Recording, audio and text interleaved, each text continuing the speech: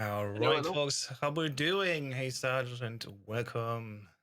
Hello, House. Welcome, welcome. It was a pleasure having you yesterday. It was fun to be on, and I'm excited of this game. The NTSC release, slightly different, slightly slower, so there will be slight differences here from what we saw yesterday. It's going to be exciting to see what these forerunners bring.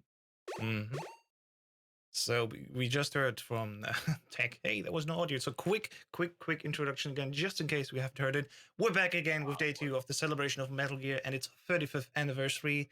We're celebrating the entire series. Yesterday, we've seen the first half of the franchise speedrun playthrough, which was Metal Gear up to Metal Gear Solid 3.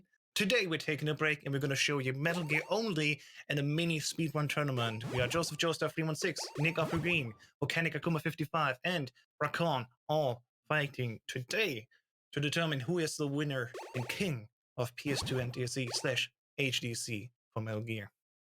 With me today, I have Sergeant Silent. Hello? Hello. And my name is Nelson. Thank you so much, everyone, for tuning in.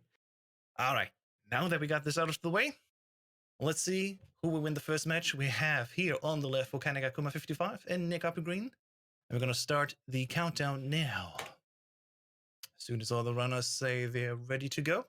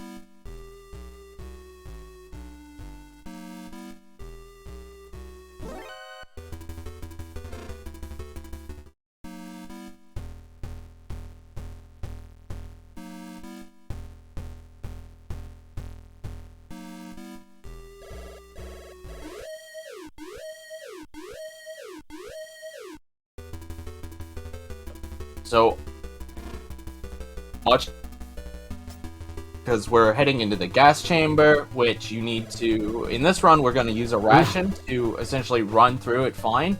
Getting shot in the previous mental to your health, and this is an RTA setting, so the runners won't have the ability to reset. They're going to have to roll with the punches, roll with the HP they get. So that's gonna potentially really change things, especially on this floor, which is extremely dangerous. It's so tight. Both runners are very low right now. They probably want to put on the rations now rather than risking it. Yeah. Nick already has his on. And Akuma has one now as well. Two contacts, how much HP they have, like how much they can take, but it's much better for them to both be safe and happy. Because dying here this is one of the worst places to die. It can be up to 5 minutes of time lost. It really drags you back there, for sure. Now we got the level 2 card, and we can finally move on. That's the final item we need so far. From here on out, it's only getting a weapon and saving more POWs, which is our favorite pastime here in this game, because each POW gives us a small increase, and once we hit 5 in total, or every 5, we get even a class upgrade, which gives us more health to work with, a health refill, and we can also use more ammo and rations.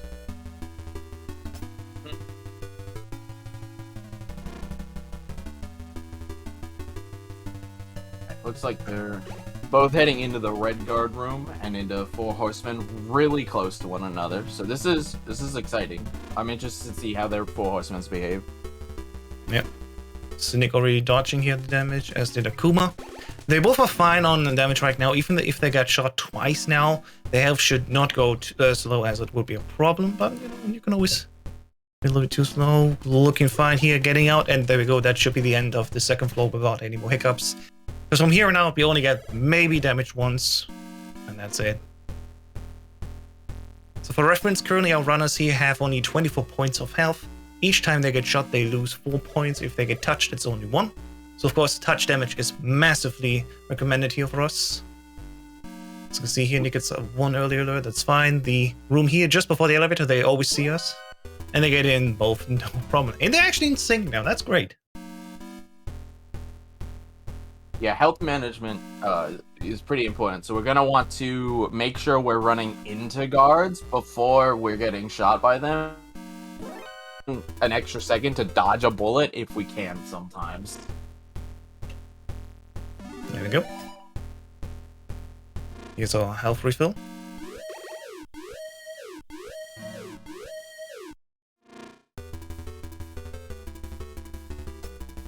It's quite fascinating. This is a very short race and run. We are looking at around 22 minutes of RTA timing.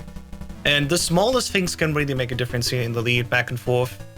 Once again here, reaching the capture almost on the same frame. Wonderful. There you go. So we're just going to punch the wall 5 times. We're going to meet Gray Fox, the actual agent who should have been doing this mission beforehand. We are only the rookie here, being sent in as a backup, basically. And we can tell that we're also getting sabotaged from the very first beginning, because every time when we walk in here in any of these rooms, the big boss is like, oh yeah, I forgot to tell you.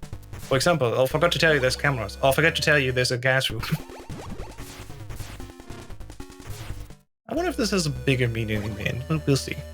Now the runners are grabbing the level 3 card, and they need 5 packs of ammo. Because each time they get 6 grenades for the grenade launcher, we need 30 in total to finish the run, without grabbing extra ammo in the meantime.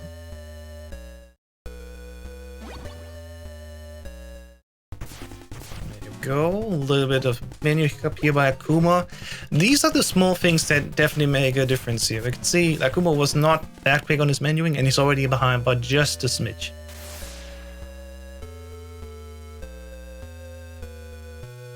And actually, people have said, oh, they couldn't bet on the races. That is correct. We have missed the chance to do predictions. We will do them as soon as possible. Looks like both our runners are in the basement. They are moving through all of the breakable walls. In a casual playthrough, finding these can be a bit tedious, but our runners have been to this basement many, many times. So they know exactly where to go. And this is a required item to beat the game. Bomb blast suit, which we need. Get on top of the roof, which is coming up shortly.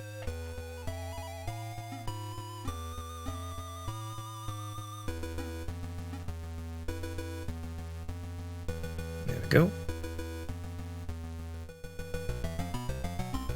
And yeah, Bat's alive now, so go get betting. You can definitely tell we're also rusty here on the showrunner side. It's fine. They're just trying to, figure it out. Yeah, we're still with an estimate reaching the prediction. There we go, here's the enemy uniform. Big Boss actually calls us as like a uniform, like a schoolgirl outfit. And then later, when we reach the room where we need it, he's like, oh yeah, put on the uniform. It's like, what? First you mock us.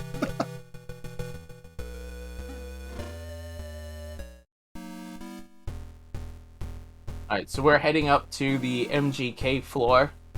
This floor meant near the end of it, so we'll see which of our runners gets it. Otherwise, we're just gonna run through, taking some pretty nice lines. There are 2 POWs, one going into the boss, one going out of the boss. And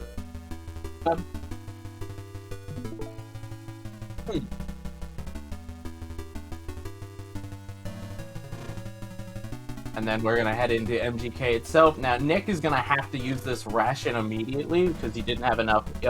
Bosses do extra, so a normal contact would have killed Nick. But even if he had normal shot HP, he still would have died if he ran into MGK. There we go. Got it. Nice. Let's go. Akuma, unfortunately, getting stuck on the door. So that's going to give Nick a slight HP advantage. Didn't matter, but Because they both had to pop rations, it doesn't really matter at this point. But Yep. One, without having to rely on getting any backup rations. So the fact that both of them have used 4 means both of them are in a good spot. There we go.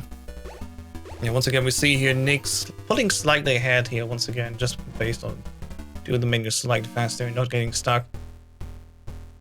In terms of the speedrun and fighting bosses and making a change there, it's not really that kind of speedrun. In any percent, we barely beat any of these bosses. Most of them, as we've seen so far already, we're just gonna walk through, and the funniest one that we walk through will come actually right after this boss that's coming up right now, because we are moving very quickly into the Hind D fight. Hind D just takes 20 of our grenades. We have 30 in inventory, and that gives us 10 for after the Hind. And for the bulldozer that we need to fight as well later with grenades, we just need 8, so we got 2 to spare.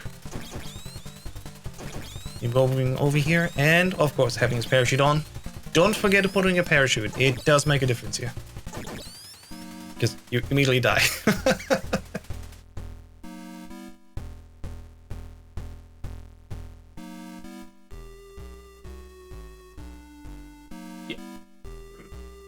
If you forget the parachute, you will hit the ground and have to restart the. Absolutely. Now we're gonna get our next rank up here, or class up, because we have finally touched the 10th POW that we saved. Even Grey Fox, by the way, if you missed it, Grey Fox also counts as a POW. So it's 9 regular plus Grey Fox. And now they're making the way out of here, out of building 1. So we're heading into tank. We see Nick taking the safe approach for tank. What's Akuma gonna do? Looks like he's taking the more advanced route. Unfortunately, he hits a mine, but a single mine shouldn't mess anything up. Right, and we get a pump punch buffer strat that was showed to us by Joe to get through the tank. Really nice, because we're not gonna fight tank. Tank is absolutely not worth fighting in this category. Nope. Even Big Boss doesn't fight him. There's only 100% that does that. That's only because of the rules. I wish we could skip him as well there. Yeah, 100% in boss survival. Otherwise, please don't fight tank. Tank is not a fun boss. This is an IKEA bulldozer. He takes 8. You do have to move after firing of the grenades, or he will hit you, or your last 2 will miss. Thankfully, neither of them got killed or had to do a backup. Our grenades are, we get the exact amount, so that we'll have 2 extra, but if you accidentally misfire, that can be absolutely disastrous on that fight. Yeah, you can quickly get too nervous. It's like, oh no! I mean, even if you just have the exact 8 that you need later, you shot only 2 too many, it's already nerve-wracking. Oh god. Yes. Let's have a look here at Nick's health. Nick has around 3 stars of health. That can be good for Hellroof. Akuma, on the other hand, he's really, really low on health. So we might see a slight difference here in the approach towards Hellroof, which we're reaching next year. Because this roof is a forced and mandatory alert on us, sadly, and we're going to take a lot of damage here. Yeah, you're guaranteed to use 1 of your 2 rations on Hellroof. Well, you're not guaranteed, but I was going to say, what? almost certain you will use 1 of your 2 on Hellroof. For sure, Nick for sure. taking the slightly faster but more damage-intensive route. So Nick has the same health now as Akuma. Gosh. What? That's impressive, Akuma, that he would go for that. So he... Gosh, Akuma. He expects to get... It could be over in 1.5 shots. He does put on the ration. No, that's smart. He's putting the safety ration on, yeah. Yeah, you need that now. It's a good thing you only need the level 4 card when you enter this one room to grab the level 5 card. So as soon as you enter it, go to the ration, and then only up until the next room you need the level 5 card. There we go. Both are now looking roughly equal here for health. You need at least the 3 stars of health plus 1 ration to go through the gas maze. It was one of the many things that we were thinking about for the 5 ration run, where you only grab 5 in the beginning. And this is one of the hardest ones to skip, out of the 3 possible rations that we could skip in any of these runs. I haven't even thought about skipping. This is one of those 5. That sounds terrifying. Yeah, you could, in theory, skip the 3rd one in the 2nd floor of Building 1. You could skip the one you take at MGK, which is probably the most possible one, because I did this actually once. And then you have this one off the Hell Roof. It's very, very lucky. Yeah. Trouble is, then, is it actually faster? That's a completely different story. Alright, here's Pitnar. It's the fake mana that actually is not the ranked one. The ranked one is actually in the first floor. And we're just gonna ignore him, grab the level 6 card, and go fast. And we also have Fire Trooper. Yeah, Fire Trooper. He's just like fake Madnar, he's a fake boss. You don't actually have to fight him. Yeah. Even in Boss Survivor, when we fight them, 4 out of 7 bosses in this mode are a joke. You just run up to them and shoot them with the SMG. Right, which, by the way, we did not pick up the SMG in this round. It used to be in the route, but we no longer grab it because, I don't know, you don't need it. Yep. This game actually has come a lot in the last year and a half. There's been a ton of improvements between an upcoming skip and small optimizations. It's come from 25 minutes. What's NTSC record now, House? 21 minute flat. Yeah, so I've not improved it yet. In a game that's almost pure movement and RNG, that's pretty massive. Indeed. Right, so we're calling Jennifer. That's what that final POW. We need to be rank 4 for Jennifer, though. So it's routed so that we get to that POW, get rank 4, leave the room, call Jennifer, pick up our rocket launcher. Rocket launcher is going to be our friend for pretty much the rest of the run. Yep. It's a very fun weapon, but we also need ammo. That we're going to go to the elevator because elevators set checkpoints, and we're going to take advantage of the fact that this check an instant death room to take advantage of a mechanic that was introduced in the Java version, mobile 2004 release that was also brought over to MGS3, where if you die, which is what you could see them doing right now, when they will respawn, you'll hear a chime, and that chime is going to give them all of their ammo full for their current rank and a full stack of rations, which I believe is 24, 18, 20? 24. 4. Mm-hmm. It's like 6 times 4. I knew that. They also get a few weapons in case they haven't picked them up yet. Plastic explosives are always added. The mines are added, even if you haven't had them before. The remote control missiles, and of course, all the other things that we just mentioned. Yep.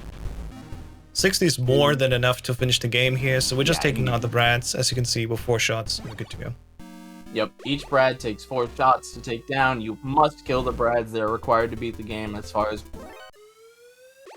You have to recall Jennifer, but since we died, it set us to 0-0, so we're going to use the quick codec call feature, which was also introduced in this version of the game, to redial Jennifer, get our compass, or another required item, and move on out of this building.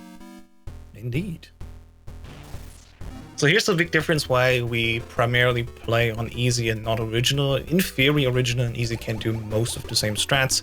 Original, of course, you get way more damage. For example, being shot takes 8 points away from your health, not 4, and you still have only 24 when you start out.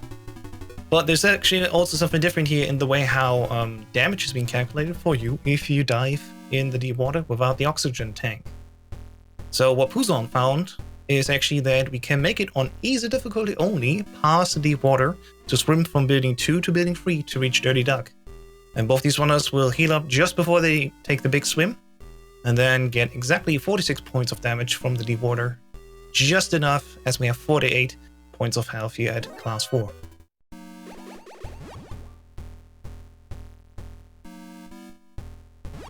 And there we go. Nick's already on it. We didn't actually know this was possible for the longest time. One of our runners, the one that started introducing the concept of easy and death, what we call death farming, had tested it, but he didn't test it at full HP, so he wrote it off as not possible. And then, as House pointed out, Puzon comes in and goes, "You know you can make this at full health, right?" And it absolutely blew the whole community. We were like, what? Yeah. Kuma missed to see the first shot in Dirty Duck, sadly. If you spam D-pad up and the attack key, you will always hit him with the first 2 rockets. Yeah, there's a... I don't want to say precise, but there is a specific setup to make that. I probably all do it differently, but as long as you hit him with the first 2 rockets, or the backup third if you need it, you're in a good dirty duck, because that fight can go pretty bad if he starts behaving weird. Indeed, indeed. Fun fact, the POW that was at the front of this triangle, that's actually Jennifer's brother, and he tells us when we escape later to use the left ladder, so that's your tip of the day. Always listen to the POW dialogue. I did not know that. I literally played for the first time today to the story and read the codex. I only did the speedrun as a speedrun. Never played it before. The desert is a loop if we don't put the compass on, so that's why the compass is required. I'm amazed that Nit make this work. How early you can put down the plastic explosive at times is amazing. I have to take a note there. It will save a few frames. Seeing how early you put that down was impressive. That was really impressive. Please clip that for me. Thank you. the thing with the plastic explosive is they go off after a certain time and we don't actively, have them explode. So that is, timing out where to place these explosive so they still open the walls that we need to is key in order to shave down the last few frames. Yeah. Right, so we know. Please. Go on. Yeah. I was just going to say we're constantly now taking damage as we've been through the desert and the scorpions have stung us. And both of these runners don't want to take a death here. A death usually takes away this poison status. From here on out, we're just going to tank and manipulate our health with the rations that we have in order to get through the end game. As both these runners are now moving forward quickly to the TX55, the Metal Gear of this game. This one works, I've got to scream. What? Yeah, that's Nick! Another really early one you can place. That one's... Also, a small thing Nick did there that's worth pointing out is he actually placed it, then used the ration while menuing to the 1 card. That was a small optimization found from 2 seconds. And that just goes to show, like, even the smallest thing in a game like this can really just save that time. But this TX55, there is a specific pattern that must be the C4 must be placed on his legs in. You do learn this in-game if you do it the intended way. You're supposed to rescue the real Madnar and his daughter. He'll tell you how to do this, but thankfully it is not required to do that. The solution still works. So both of our runners have it memorized. They're gonna do hold left. On Nick's screen, that text box right there, that's the 1 text box save that saves 2 frames, except this game runs at 15 FPS, so it saves 1 frame. Yep. We're gonna beat Big Boss. We're gonna move on through, and Nick is coming up on time. Let's go. It might be that we have the first win of the day here, because Akuma sadly is still fighting Big Boss at this point. We have to go for 3 screens, and on the next one that Nick... There we go. As soon as we'll finish this ladder. Time for Nick. Time for Nick. There we go.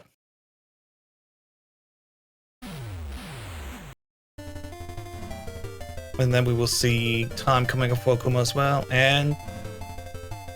time. GG. Both of our runners. GG. That was really close for that whole thing. And I imagine almost all the MSX races are going to be roughly that close, as long as no one takes an unfortunate spill. So these will be very, very exciting to watch. Indeed. So these will be very, very exciting to watch. All right. Indeed. So we are going to IGT, but the result of the tournament will be determined by the RTA. But while we wait here, listen to the credits and the return of the Foxhounder, we invite both of the runs, of course, to come on in and talk how they felt during the run. So how about Nick, the winner currently? Congratulations, you got the first point in this tournament. Congratulations. Yeah, so solid run throughout. RNG was good in the first building on floor 2, so I didn't have to grab the extra ration. 11 seconds behind PB, so I'm pretty comfortable with that as first run. Yeah, it was pretty good. And Akuma, if you want to say a few words, feel free to do so. As we're about to prepare for the next match, which will be Joseph Joestar 316 versus Brakon. And in case you didn't know, Brakon is the new name that Tala 2022 is using. So just in case you don't know who that is, it is actually a very familiar runner for the Metal Gear Speedrunners community.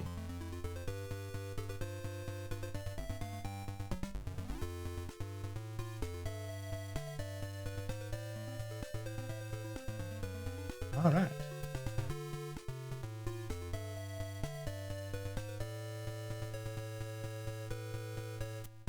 Let me quickly save the update here. So, in case you want to see how this tournament is progressing, today we're not using the schedule command.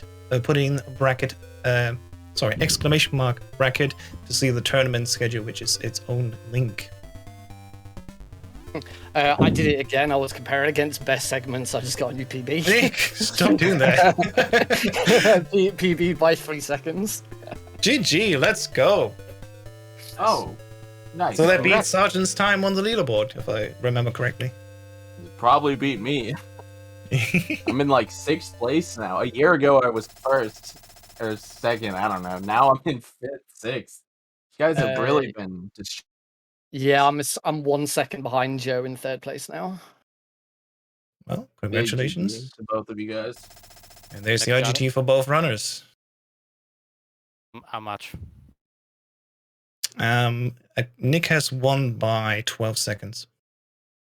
So Nick has started like 1 second early, so it's 11 seconds difference in the end in RTA. Yeah, it was rough. Well, you still have a second chance because it's a double elimination format. So Nick will move over to the match number 3, I think. Now I gotta reference my own schedule. Yes, Nick is moving over to match number 4, and Akuma is the first loser, moves over to match number 3. Congratulations to both of you once again. We're going to intermission, and we're going to set up the next match.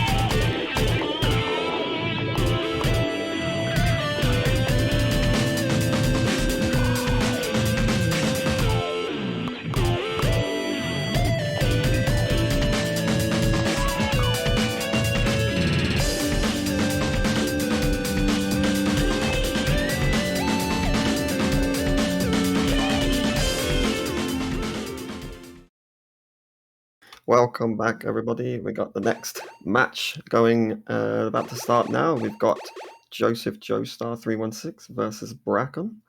And yeah, same commentators, Sarge and House Test. So take it away. Woo, we're back again. Hello.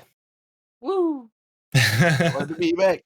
Hopefully, Mm. there's less delay this time. That was my bad, by the way. So it should be fixed. Yeah, if Sergeant was like cracking or something, we apologize. It should be good now. All right, everyone, are we ready for a new race? Let's get the countdown started for the runners, and as soon as they start, we can commentate. Though the first thing you already see is Joe does not have a copyright down at the end of the screen. That is because he plays on the PS3 and the HDC version of this Metal Gear Solid 3 release. That's exactly the same speed as PS2 and 2C, which Tyler's playing. So there we go, the runners are starting. Exact same time, so we can take the timer as is. Let's go. Yep. So there is one slight difference with HDC, especially the US version, which and the PAL version of HDC, which Joe is playing the US version. The buttons are slightly changed up so that the X button normally doesn't do anything on the PS2 version. On the HTC version of the PAL and US release, X will actually punch. So there is a chance that we see Joe accidentally do a punch. But he's extremely well practiced, so I don't expect to see many, if any. But just keep that in mind, that could happen.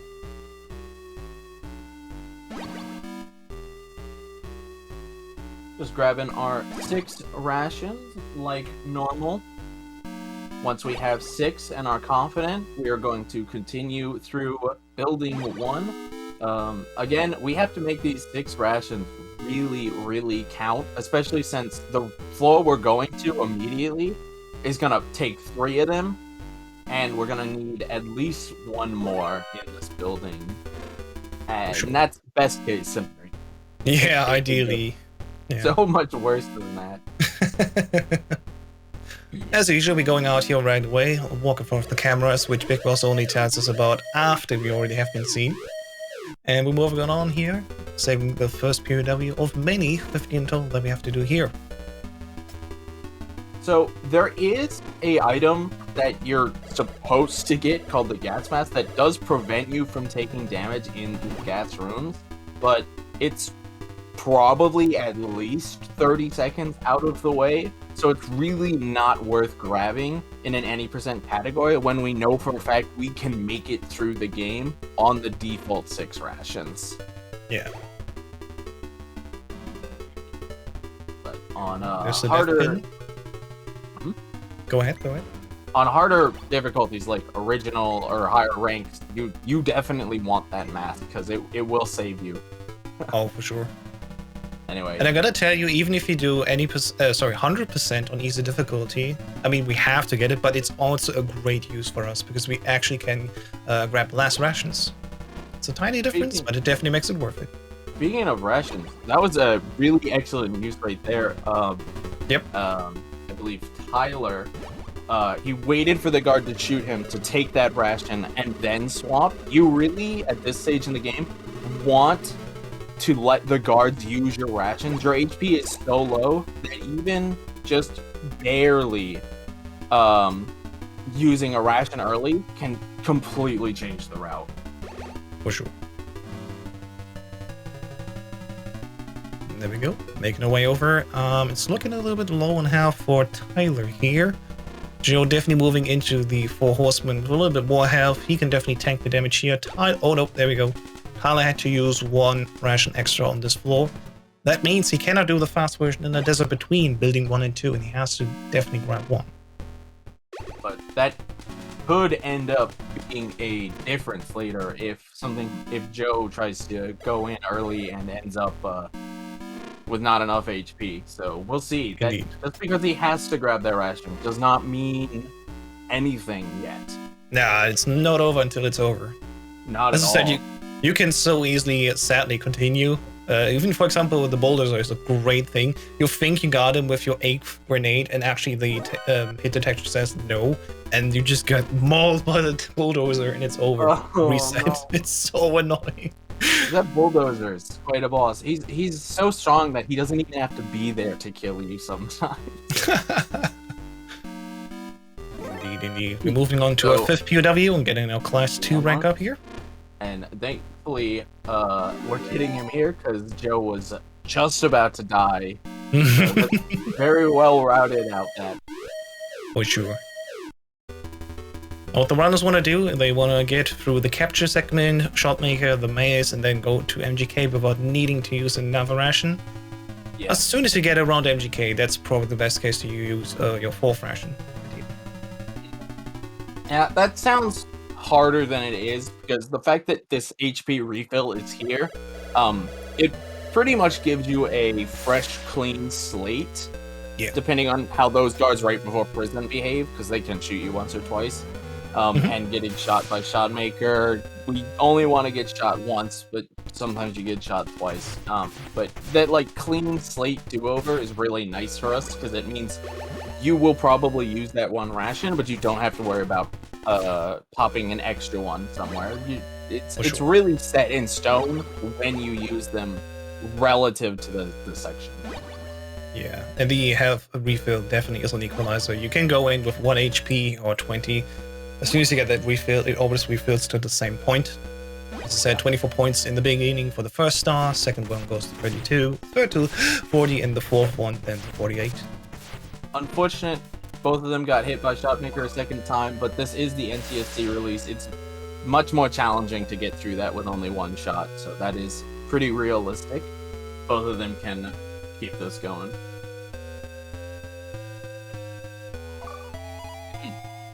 Now this was a strat we didn't talk about last run. It was found out that that dog that just bit Tyler there actually follows you into that screen. So if you go in the middle walkway, you can actually manipulate how these dogs move, because they'll only ever move on one axis. They can't change once they're committed. And on this category, especially, like every bit of health management matters. And a dog might only do contact damage, but 3 hits of contact damage is still 3 hits of contact damage at this low in HP. Yeah, I found out just testing stuff here. You actually can log in, as Sergeant said, where they're going. So if you look, for example, when you go down these lanes, if you are close to the wall, they'll follow you close to the wall. And sometimes you can be like, hey, I want to take a step to the side before I change the screen. I know I have to go left, for example, but I want to have the dog on the right so they don't bite me. And especially for big boss, they do kind of significant damage because you really want to secure as much health as possible. Thankfully and easy, and any percent here, it's not the worst case if they bite us. Yeah, you could take a dog or two because they don't do that much, but as Hal said, when you're on something like Big Boss and everything does twice as much damage, that adds up. Oh yeah, for sure. Let's take a look here. Tyler going out of the maze with far more health. Joe looking, not that good, but it should be fine overall. Now that both runners are in the floor wide alert, it can be a bit hectic, but usually just if you take clean lines, you can sort of avoid damage. Joe even changed the screen earlier. Let's go. That was a nice dodge by Joe. Yeah. Ultimately, you want the ration to be used either exiting MGK's room or MGK's machine gun kit. I don't know if I explained that. Apologies for the acronym. It's this guy. You want it to be used by him entering it or by him leaving it, but preferably you want to use it when swapping to the one card. Okay, Joe's gonna use it there, that's fine. As long as it gets used roughly in this room, then the runner is on good pace health-wise. That's where they want to be. Yeah, for sure.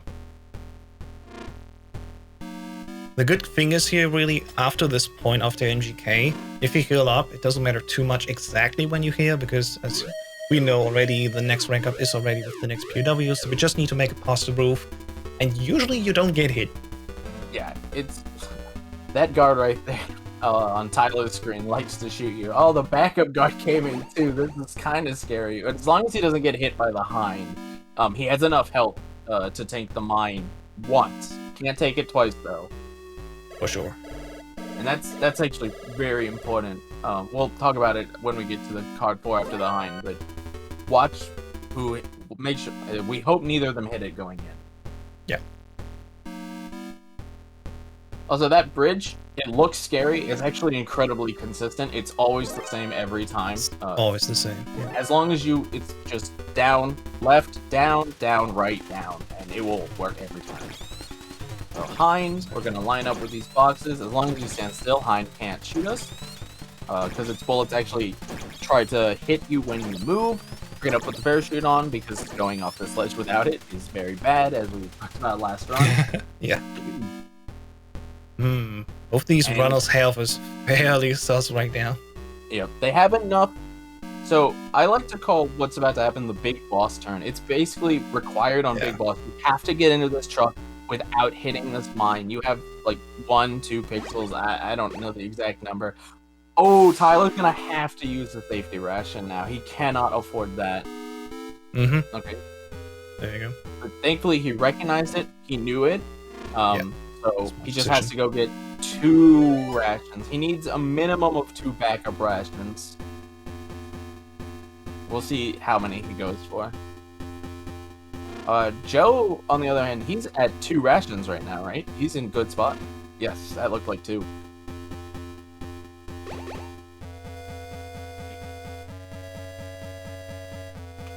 Nice. And Joe's gonna do the patented take setup that he introduced to the community, as far as I know. Nice little punch, and you're through the tank. Love that strat. It's unfortunately a little bit slower than trying to gauge that by feel, but it's better to guarantee you get through the tank instead of hoping you get through the tank. For sure. I'm still hoping that we're gonna see a left side desert here because it is faster, and the cool thing for left side is the timing actually works out so you don't need to punch. In fact, if you punch from the left side, you will actually not make it in time. Well, that depends on the tank's movement, but yeah, the tank is much more likely to kill you if you try to do that. Akuma did go for left side, but he unfortunately hit a mine. Yeah, that's the worst case. He did do it. Good bulldozer from both of our runners. No unfortunate KOs there. So these lasers that Tyler just walked through actually are random. They're not random, they're fixed, but they are on a time like cycle. So movement in that room is actually pretty precise, or you'll get an alert, and the lasers like cameras trigger a floor wide alert, whereas guards will only give a 90% of guards only give a room alert. And you really, really do not want a floor alert, considering we're going into Hell Roof here. It could be very scary to have a floor-wide alert going into this room, or going into Hell Roof. Speaking of, we have Joe over here on Hell Roof. Let's see what route he takes in this room. He's also going for what we call the risky one. We call it risky because you're going to get shot basically 3 times if you take that. There was a new path that was actually found like 2 days ago, but it was super recent. That's low. Joe definitely ran into danger here, but he healed himself quickly, so it's all fine. Yeah. Knowing when to heal is the name of the game for MSX. For sure. When you show MSX in any like tournament, relay, marathon, do not try to game the system. Do not go, oh, I can make it, I have the HP. Because you lose more time than you think when you get shot and die. That's true.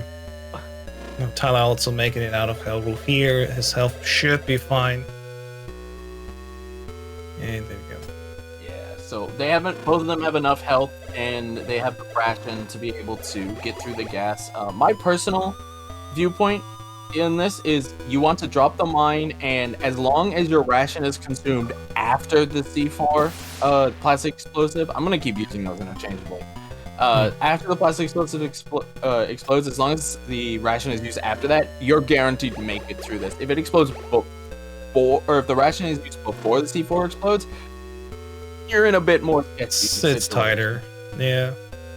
For sure. Tyler's gonna be really tight here with this movement. He has to make this count. Ideally, he swaps the keys before leaving the room this time. Because if he steps out and already takes damage, it can be that he delays by like 1 or 2 frames. Goes for it. Yeah. Okay, fair enough. Even Even just like 2 frames of running into a door, you're taking gas damage continually, and Yeah. that will add up. Even with the gas mask, swapping off of the gas mask to a keycard, you will take gas damage. Tyler is making me He very has to make nervous. sure he does not get hit by the fire. Ah, no! There it is. Oh, Oh, he was too unfortunate. hesitant. So Oh, if he there had it taken is. if he had taken contact damage, he could have gotten through that. Unfortunately, Fire Trooper's flame does do full damage, so that is unfortunate. But it's gonna happen to all runners probably at least once. So it happens. It's It's the name of mean. the game. There's things how you can move around there, but as you said, his cycle is already mean. He does actually retract the fire beam, so you can time that out as well. But we're already in the race. You know, you want to win really, so of course you really want to make sure that you make this both again, secure and fast. I must preference for everyone watching. This is not over. One mistake on Joe's part, and this whole thing could become even. Especially on the floor he's on now. This is probably the second longest floor. It's very scary, very easy. And Joe actually does this floor different from everyone. He gets the compass before doing the death farm. It's a slightly different route. It's personal preference for him. I don't blame him for that because you're fine. there. Yep. Yeah, it's the way you want Let's to take do a it. look quickly at Tyler as he's moving through. He should make it. Just do it quickly. Don't hesitate. Dude, what are you doing? Go! No! Oh, he's so afraid of doing this correctly. Please, just move on in. Take 1 damage. He got twice damage here, and that killed his run right now. Yeah, he had enough that if he had just gone, he could have made it. He might attempt to reset the elevator and just die 3 times to gas, but I think he has too much HP to really justify that. I'm not sure what his plan is here, because he still has to get that POW.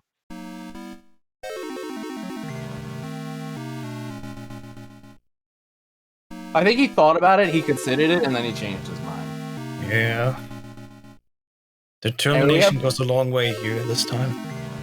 Yeah, this is a really painful place to die. But speaking of death, Joe just finished his death farm. I don't know if we talked about this last time, but hitting a wall and causing an explosive, or firing any weapon that doesn't kill a guard, really, will trigger a floor-wide alert. So it's a strat we do to purposely trigger a floor-wide alert because the guard in the rolling room, I don't know if he's fallen asleep on anyone yet, but he has a random chance to just fall asleep at just about anywhere in his cycle. It loses just a teeny bit of time, but you can avoid it entirely by causing a floor-wide alert. Alright, Tyler makes has his way to down. this flame. Let's do this, Tyler. He can't make it. It's not enough now. He just. I think he can. It's not enough. Yeah. Dang. What I was saying. I mean, if Tyler continues 2 more times, he has actually all the rations he needs to do this. Yeah. At this point, it'd be beneficial because he has to ride the elevator the whole time. Remember, elevators cause checkpoints. It would be beneficial to re-enter the elevator so he at least uses this checkpoint further down. But this is kind of what can happen if your rations get a little off. This floor that Tyler is on is actually, Bracken is on, it's actually pretty challenging if your rations are slightly off. So this is completely understandable that this is happening. I don't blame him at all. It can be really hard. Yeah. See, 4 times the charm. Come on, you can do this time. Yeah, he absolutely got this. Meanwhile, Joe is now beginning Dirty Duck. As we said, he got it in the first and second shot from Rocket Launcher. That's ideally how it should go. Tyler is cleanly swapping key cards this time. He's well aware of what he needs, so he's moving into the rooms with them equipped. He should have very good HP for this fire trooper. Yep. Let's see. And at this point, I would wait on top and then just fucking go. Go, go, go, go, go. Don't hold back. Don't hold back. Yes! He did it! Let's go! Whoa! Let's go! He did it. He's made it. And now just don't die HP. here, ideally. He has enough HP to clean, or to get through this floor cleanly, as long as he does not take contact from the brats. Does he know that he can go in the center of the room and then to the right? Does not. He actually takes a risk here. If he gets touched when he's there by the brats. So Ooh, he needs to wait. stopping there is a big... If So you stop, the brads will readjust to accommodate for you stopping, which is... Yeah, and he didn't understand that he gets set back here and moved right. He was at the Oh, bottom of is the he elevator, not not the top. He might actually be choosing Death Farm? No, okay. No, So no, he no. just accidentally held the It right. might have been better, but yeah, I think he just misunderstood that he starts at the bottom of the elevator here, sadly. So what you want to do is this is the thing that also Big Boss does. In the center of the Bratz room, you move in the center to the right and then go down to the door as fast as possible. That's the way how you can avoid that the Bratz reach you before you can go in. Sadly, Tyler does not know that. He tries to avoid the damage by the Bratz here, but the Bratz are so persistent. You know, shoutouts to Bracket for committing to this, though. He wants this. He's on there. I respect this. It's like MSX can be frustrating, it can be upsetting, but you just gotta push through in an environment like this and accept the game's gonna give you what it's gonna give you. Bracken is currently confirming that he's using Death Abuse here. Probably smart to just end it that way. And there we go. Now he has all the rations on the health and just can move on. Meanwhile, Joe is making his way over here, getting close to the end of the game and building free underground. And starting his TX55. So it is possible, if anyone's curious, to make it through that electric wall without burning a ration on it. But that is essentially task level gameplay. Yeah. So no one goes for that. But it is possible if anyone is curious and would like to maybe make Big Boss more consistent and not need a ration on that. Have fun. Alright, nice TX55 from Joe. Fun fact, you can just hold left. It doesn't look like you can, but it actually lines up perfectly to graze the laser, get through the door. He swaps to the rocket after the final C4 explodes. That is important because it will despawn the C4 if he swaps early.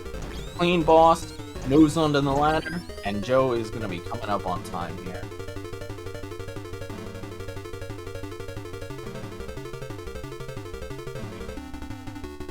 And don't worry, Bracken has a second chance. This is double elimination format. So even if he loses the run here, which I think he will, I don't want to call it, but times here for Joe. He still has a second chance here running against Akuma next. Congratulations, Joe. GG on the run. And let's watch Bracken here. I'm very excited. Technically, you could still beat Joe in IGT.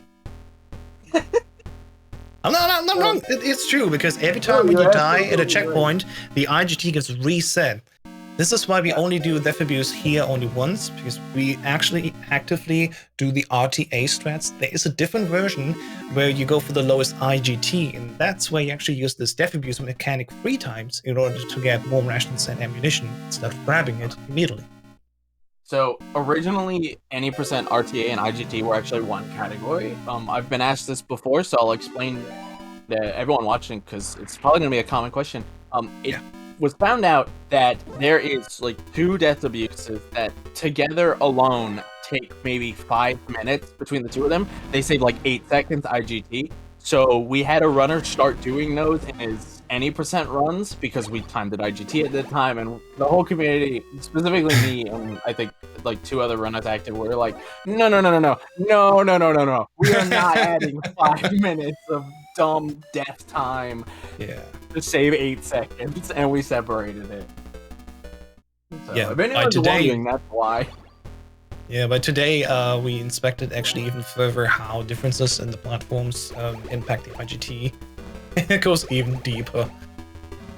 Oh, wow. Oh yeah, we found out there's not like 2 versions, ignoring the original MSX2 release of the game. Yeah. There's like 12 Just for within HTC and PS2 alone. Yeah. If you think of it as the Java mobile port, so on PS2, Xbox 360, Xbox One, Xbox Series, PlayStation 2, PlayStation 3, there's so many. PlayStation Vita is also another version, and we Also found at least PC. 4 different PC, correct. So there's, I think, roughly 4 different IGT updates. PAL is the only one where RTA and IGT matches if you don't die. And then PC actually has the IGT run even faster than RTA. It's the only version. So if you want to do an IGT run, don't do it on PC right now, because currently, at least, PC is mixing with NTSC. I mean, you can, but it'll probably You get probably separated. don't have the best results.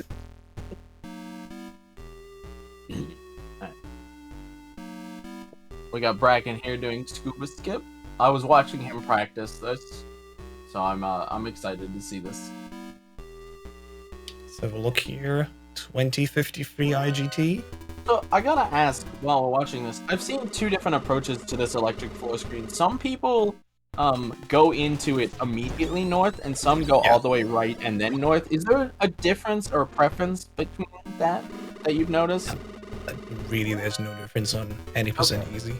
Because Because the thing really is, you're always going to use the rations at the same exact points, and you're always going to swap from the level 7 card to the ration at the same point, so it doesn't matter. Okay. I was curious if it mattered. It didn't feel like it did, since, like you said, essentially you're using the ration at the same time. Yeah, Joe has a 2053 IGT. Very Okay. impressive. GG again on the run, Joe. 2053 would be currently the 3rd place on my GT leaderboard.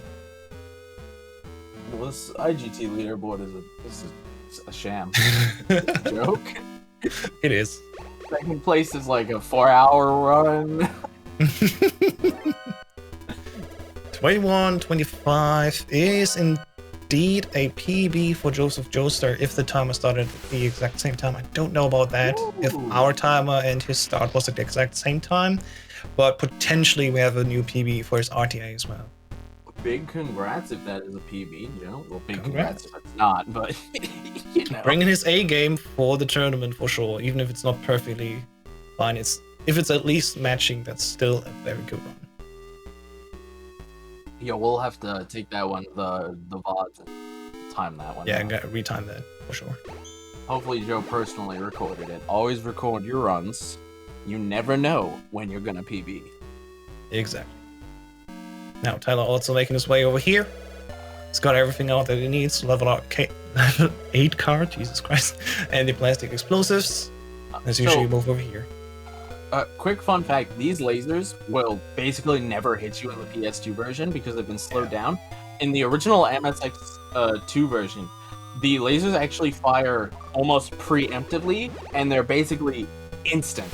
So, Big Boss, Big Boss doesn't really exist on that version, but like, health management also has to consider they are getting hit by every single one of those lasers. So that's a fun fact when it comes to version differences. Mm-hmm. And there we go, Tyler moving in. So just to quickly remind everyone again, the order of the legs is right, right, left, right, left, left, right, left, left, right, right, left, right, left, right, right. Please note that down. It will be part of the test tomorrow. Writing it as a final split is allowed. It's probably recommended. I If you- think all of us did that when we started running If you it. look through the history of MSX runs with timers, probably 50% of them, their final split is right, right, left, right, left, left, right, left, left, right, right, left, right, left, right, right. Yeah, indeed. And we go now, moving over to the big boss fight. Thankfully, it's very easy, just 4 rockets to the face. Fun fact, it also doesn't matter if you're playing original or on easy. All these bosses, they always take the same amount of damage or amount of ammo that you need to put into them. So even if you're playing original, it's still 4 rockets. There we go, final screen here. Almost final, sorry. Final segment, the ladders. Getting ready for time. Yep.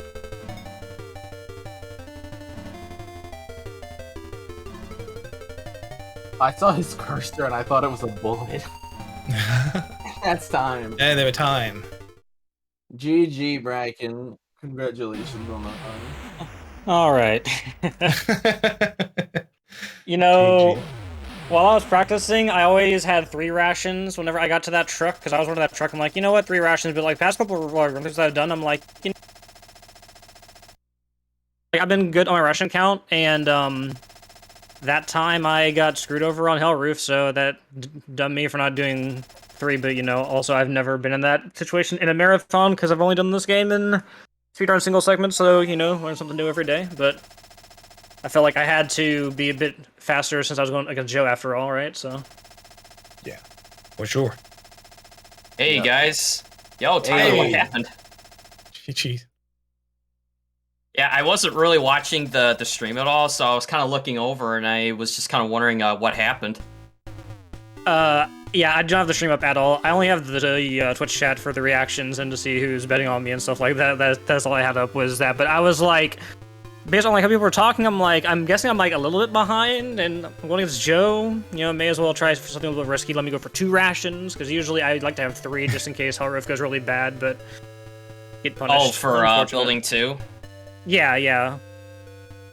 Yeah, I actually Yeah, got I really referenced unlucky on Hell Roof. I got really lucky in building 1, but building 2 rooftop really just kind of forced me to pop one of my 2 rations early before I got out the door. But for those wondering, this is a PB for me. It was a 21-24-86 Let's go. on my life split. Nice. We were wondering about that. Thank you for the confirmation. GG's. That's, Yeah, so the on-stream RTA is pretty close to my my life split time if you round it out. 21-24, was it? Yeah, 21-24.86. Well, congratulations then to second place. You moved up and beat Puzon's former world record time of 21-27.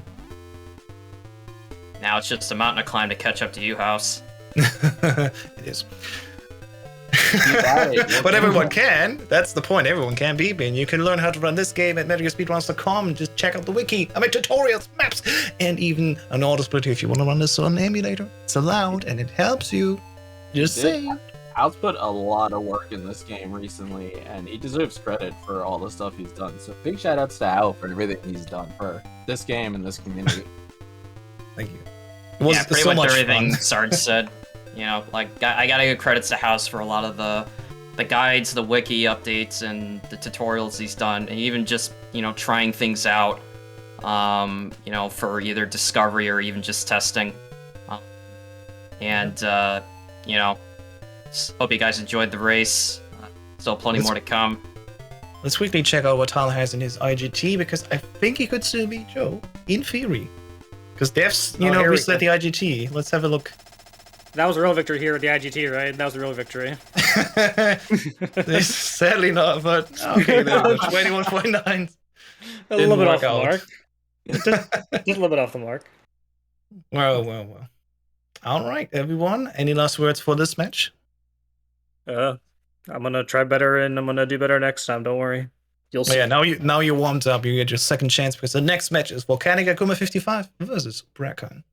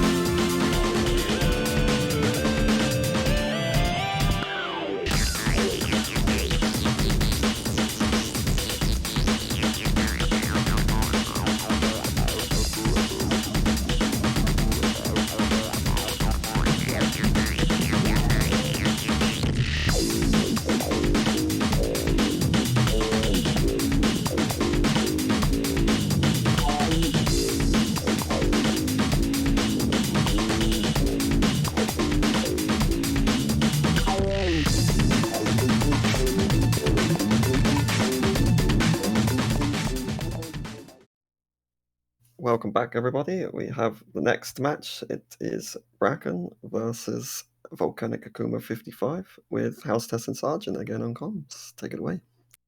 All right, folks. Match number 3, Sergeant. How are we feeling so far? Are you excited? I am excited. I'm excited indeed to see. This is the loser of round 1, loser of round 2. This is the redemption match for both of these. This is going to be very exciting to see which one of these two pulls through. And I believe this solidifies 3rd place. Is that correct? Indeed. The loser goes home, he's out of the tournament, and the winner gets a second chance. Because the winner of the tournament can also be one of these two here, if they keep winning from this point on. But let's get the run started. We're going to count them down quickly, and we'll quickly do the predictions. So, Sergeant, start the commentating without me for a few seconds. Sure. So right off the bat, we pointed this out for all of them.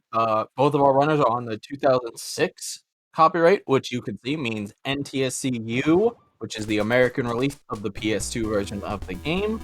I believe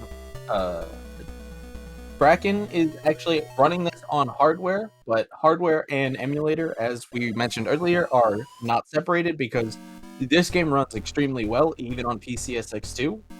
And it's very notable that it does that because it means it's entirely comparable and compatible, and we don't need to worry about any crazy emulator separation or anything. It just works.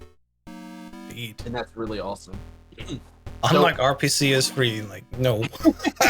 Or Xenia, in case you didn't know. You can technically run this on an Xbox 360 emulator, but don't, please.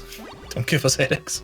Yeah, I mentioned at the end of the last one that House has done a lot of work. That includes having beaten the game on RPCS3 and having, I don't know if you beat the game on Xenia, but you've seen a lot of Xenia footage at this point. Shout out at this point also to Nick Uppergreen, also helping out with testing. He both tested the Xenia emulator and also the old splitter.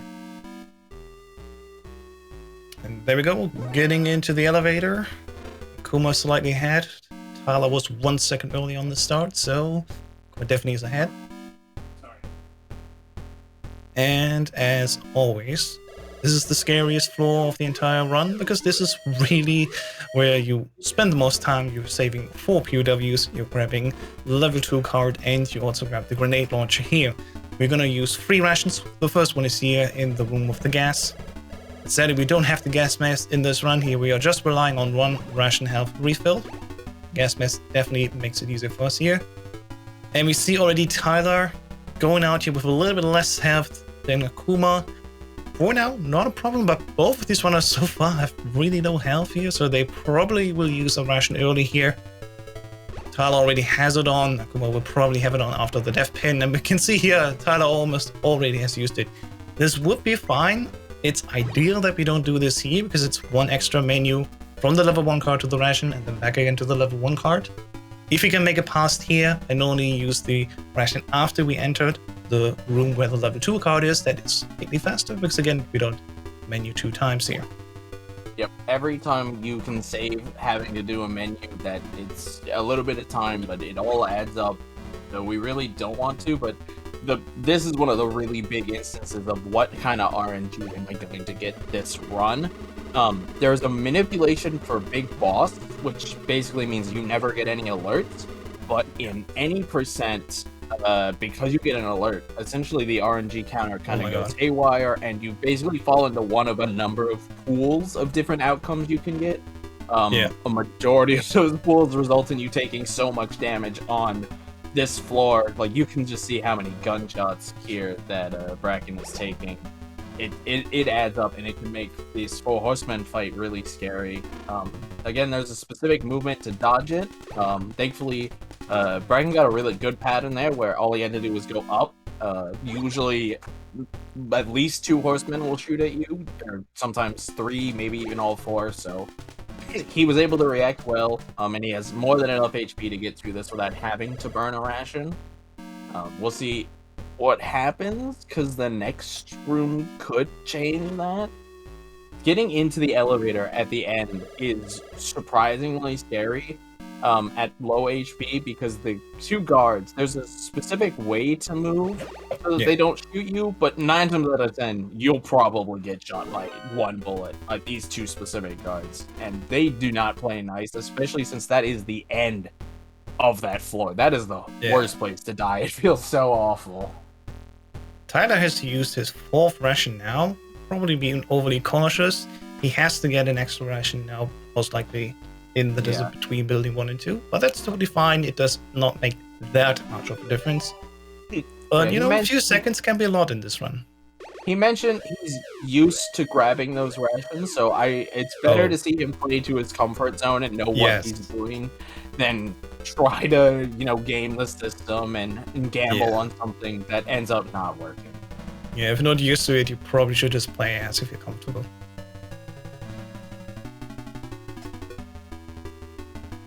Alright, both of our runners have made it into the prison. They are rescuing Grey Fox. Something to point out here. There's actually a specific rhythm to how you punch this wall. You might notice that occasionally between punches there's like a weird, I don't want to call it a stutter, but like a lag in between punches. If you mash too hard, you actually won't optimally punch the wall. And that's another example of just really small time saves that can actually add up just because you're trying to mash too hard or you're not mashing the correct rhythm. Mashing isn't even really the correct term because you really do need a specific rhythmic tapping to break those walls. I think after 200 hours of playtime, I figured it out slightly, and sometimes it's still like, nope, you missed the frame, now it's just delayed a little bit. It's like, so annoying. I like that you said after 200 hours you figured it out slightly. Yeah, slightly. It's the same also. If you punch walls, or for example the grenade launcher, they always come out in 2 pairs. And even then you can do it faster or slower depending on what your rhythm is. Yeah, now the grenade launcher I think might be more tied to lag, but yeah, it is possible that we see the grenade launcher swap from the standard pew pew pew pew to pew pew pew. Yeah, and that actually is like a second, almost 2 I think difference if it's that slow after another. Yeah. Alright. Both of them made it through the maze well. Now we're on our way out. For the maze being pretty, in my opinion, relatively boring because you're just spinning in circles. This is, I think, track 2 on the soundtrack. It's called Sneaking Mission. It only plays in the basements, and this is the best song in the game. Changed my mind. Way better than Theme of Terra. That might be a hot take. I stand by it. I'm known as Sergeant Hot Take. So, there we go. As long as you know. I still think Return of the Fox Hound is the best, but that's, to me, also psychologically tied to getting world record. I do respect that. Return of the Fox Hunter is an underappreciated gem. Yeah, it's a good gem. Alright, we got our bomb blast suit and our enemy uniform, so we're making our way out here. We're moving over to the machine gun cage floor, or MGK floor. Let's take a look at the health of these runners. Both are about the same. It could be a little bit better, but it should be fine. Again, you want to heal up Avo shortly before MGK, ideally in the room or after. Because we definitely need at least 1 more refill before we get the class 3 upgrade. What I personally like to do is go in MGK, and then as I'm menuing to the 1 card, regardless of what my HP is, I always just pop the ration, because the way menus work, the ration's in a spot where that just works. Bracken is 100% going to have to do that. Yeah. He's not going to be able to take anything. Oh my god, Akuma risks it here, using it after getting shot from MGK. But he knew that he could make that. And that's the kind of awareness that you need to have in this game. You need to know what your health is at all times. You need to know, can I take a contact? Can I take a bullet? Do I have to have a ration on? For sure. You need to be able to make those decisions. Thankfully, it's relative when you have to make them, but you must be able to make them, or you will die at the end of a floor, and you're just gonna be upset with yourself for gambling on that. Yeah, for sure. Kuma, though, now actually has the advantage because he didn't take the shot earlier. He has a little bit more health. Fair enough. Tyler going out here with fairly low health should be fine. If he turns into the truck without hitting the mine, by going in, yeah, he'll be okay. You always hit it when you go out, but if you go in and also take it before, that's the big problem here. Yeah. And when we say okay, we just mean he won't die to it or have to use a ration, because he has one ration on him still that he can comfortably use. Yeah. And he's used to doing that anyway, so it wouldn't be a bad thing if he does have to use it. He knows to go get to. Each truck ration, not including the going out of the way to get to it, going into the truck, getting the ration, getting out, is roughly about 8 seconds of RTA time lost.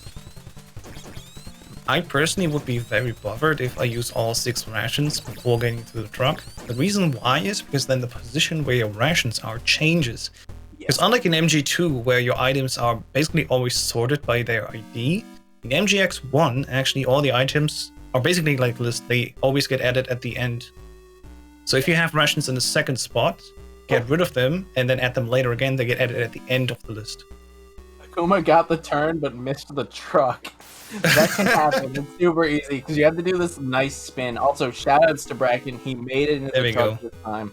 So his rations are in a good spot. And nice. As House was saying, that actually does really matter, because we're used to rations being in what we would call spot 1, and then spot 2 after we use them.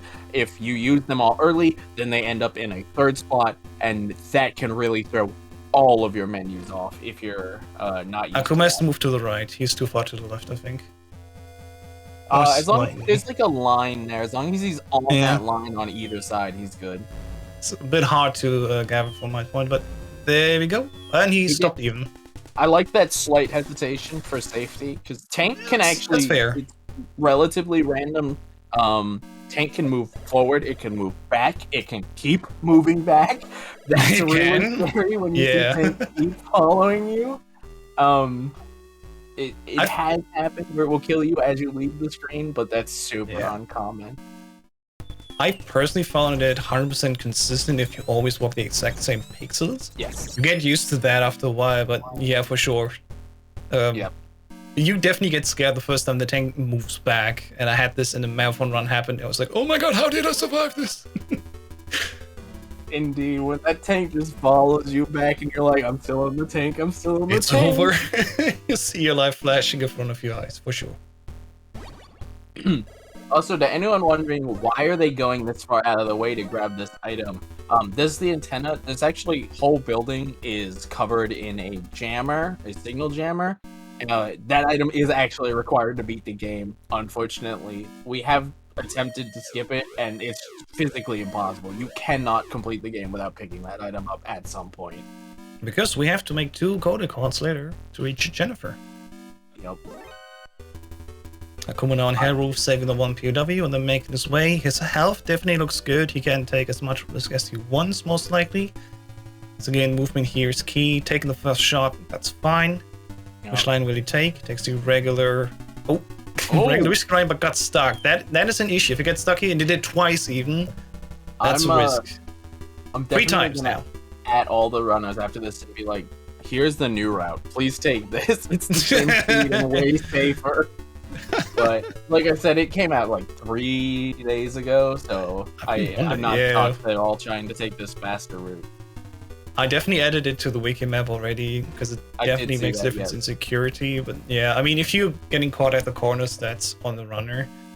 You try to edge it out really to make tight movement as most as possible, but in this instance, sadly, 3 times he got stuck there. That's unfortunate. Yeah. Like we said earlier, movement is a really key part of this, because you can't do anything about the RNG in the any % category, but you can always do something about the movement, and the better your movement, the better your health. The better your health, the better your survival, the better your survival, the better your run. So this game is 30, it's like 30% memorization, 30% movement, and another 30% luck. And I know that doesn't add up, because this game doesn't add up, but it works. I was thinking, where are you going with this? I like it. It does not add up always. That's true. Yeah, and the thing is, memorization is really the first big hump. After that, it really comes down to movement. And after that, the only way to beat my time is doing the menus as fast as possible. Nice little slide in there. Yeah, let's go. So it is possible to get through Fire Trooper only taking 1 tick of damage. Again, that comes down to that clean movement, and something I don't know if we've mentioned it yet. PAL actually has a faster movement speed. The game runs slower, but 11%. Snake has faster speed. So it's much easier to do a lot of these tricks, like one shot, Flame Trooper, one shot, Shot Maker, or not? With Shot Maker, NGK, all those things were much easier on PAL, just because of that movement speed. So health management is a little bit more important on this version, just because you have to be aware that you don't move as fast. Yeah. Shout out to Bracken currently doing this first try. He gets the redemption from last time and makes it work. That Love very to much see that. up for it. Let's go, Bracken. Let's go. And yeah, as we said, it's not over. Akuma is leading currently, but you know, the smallest mistake can throw him back a little bit. Can forget to heal up, for example, in time. Or it can happen that you start the swim and you don't heal up before. If you try to heal up in the deep water, it doesn't work. It's just things like that. Yeah, it's very easy at the end of the swim to accidentally hold forward a little too long, and there is no saving that. Yeah. When you come back the second time, scuba skip, that's actually how you do Death IL, where you try to die as quickly as possible after loading the save. Indeed. When's World Record in Death IL House? You have everything else. I mean, I can at least try to tie it. I think Speedy actually has that. Speedy has it currently, yes. No one's done it yet.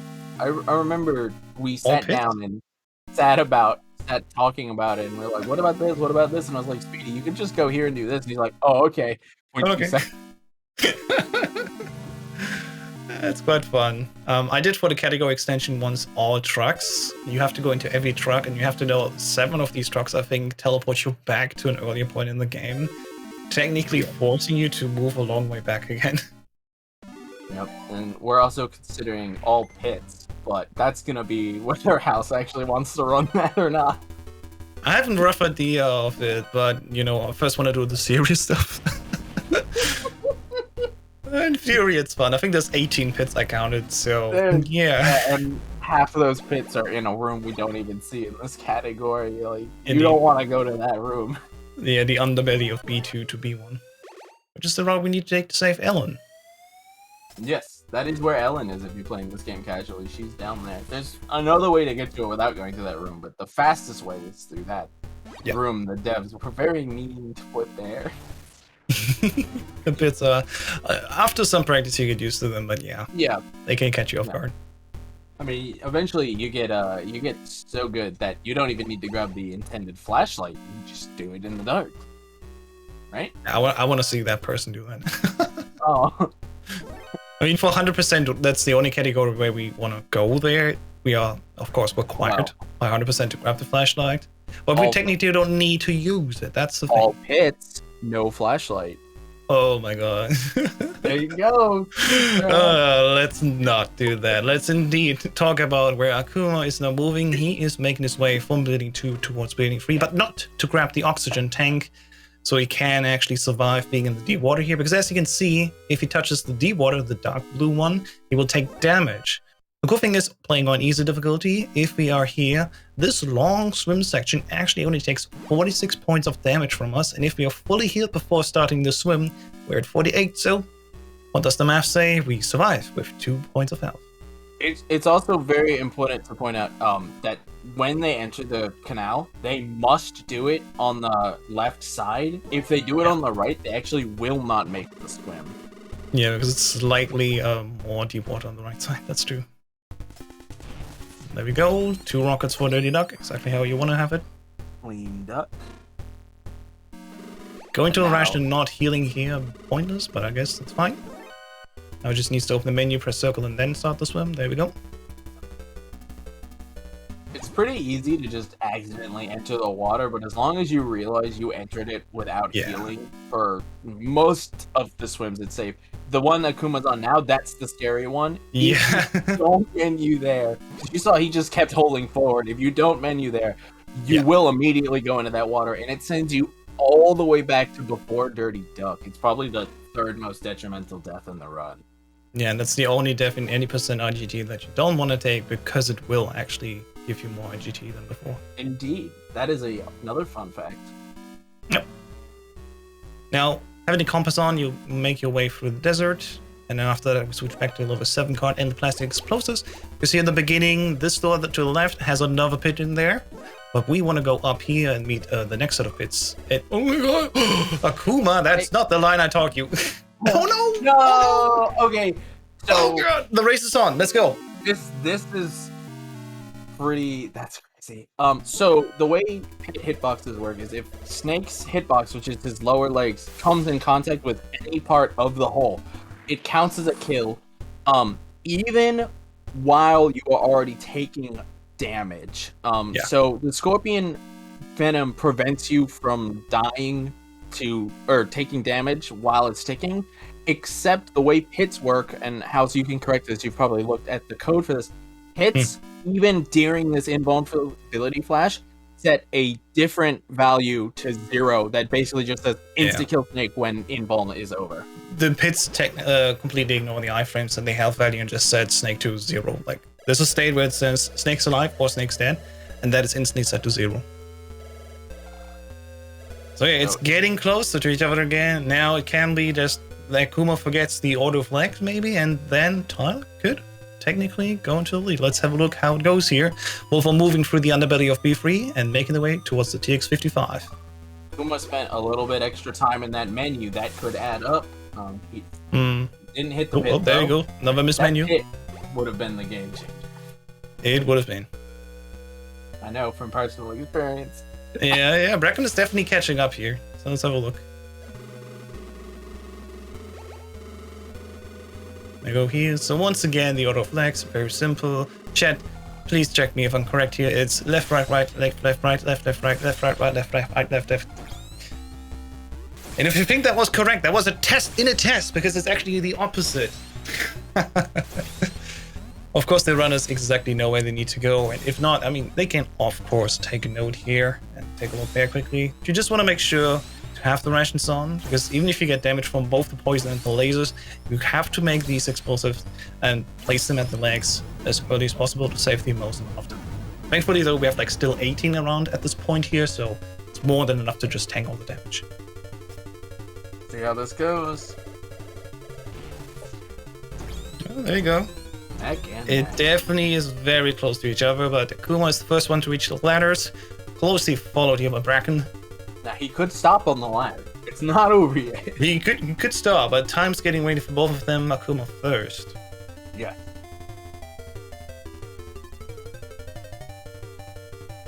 And time for Akuma. And time for Tyler. Bracken. Bracken. Sorry, I know his username. We're all so used to calling him Tyler that it's probably gonna be interchangeable. He said it's fine, so it's not a big problem. But yeah, GG's to both of the runners. I am very curious about their IGTs. Yeah.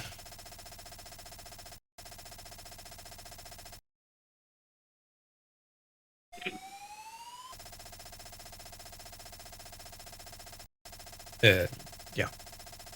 Quickly confirming the times here for both runners. And 21, 24. Let's see. Will either of our runners be joining us for the end credits conversation? Most likely. Looks like we're working on that. Let's pair the prediction in the meantime. GG's both runners again. Very close race. That was impressive. I'm very happy for both of you guys. And with Akuma coming in the lead there, he has a chance to bring us back. He needs to win not over yet. all his upcoming matches, but he can do this. Unfortunately, though, that does mean Bracken has been knocked out. Fourth place is still a podium finish, so congratulations. And we appreciate you taking the time to participate in this. Yeah, congratulations to both of you, of course, stepping up here, delivering great speedrun entertainment for all of us here for the 35th anniversary of Metal Gear.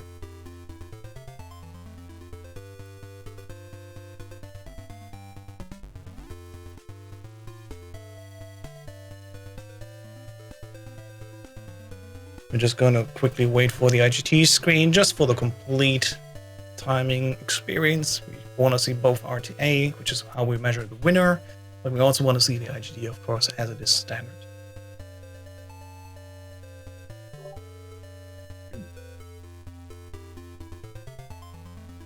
Well, in the meantime, how are you doing, House? We've been here 3 runs now.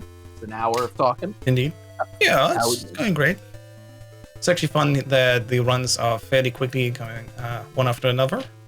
So it's definitely no downtime. And I hear Akuma wants to chat with us. So how's it going? GG's on the win. GG.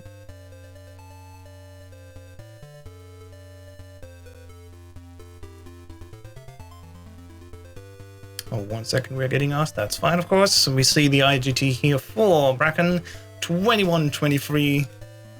For sure, that must be a PB because I think Bracken has not submitted any time yet to the NTC board. So we happily take Last that. run was a PB, so you know this is a PB upon that PB. Let's go with the double PB. The Welcome double both of PB you. technically. Everyone's refusing to show the IGT. Please. Please, come. Hey.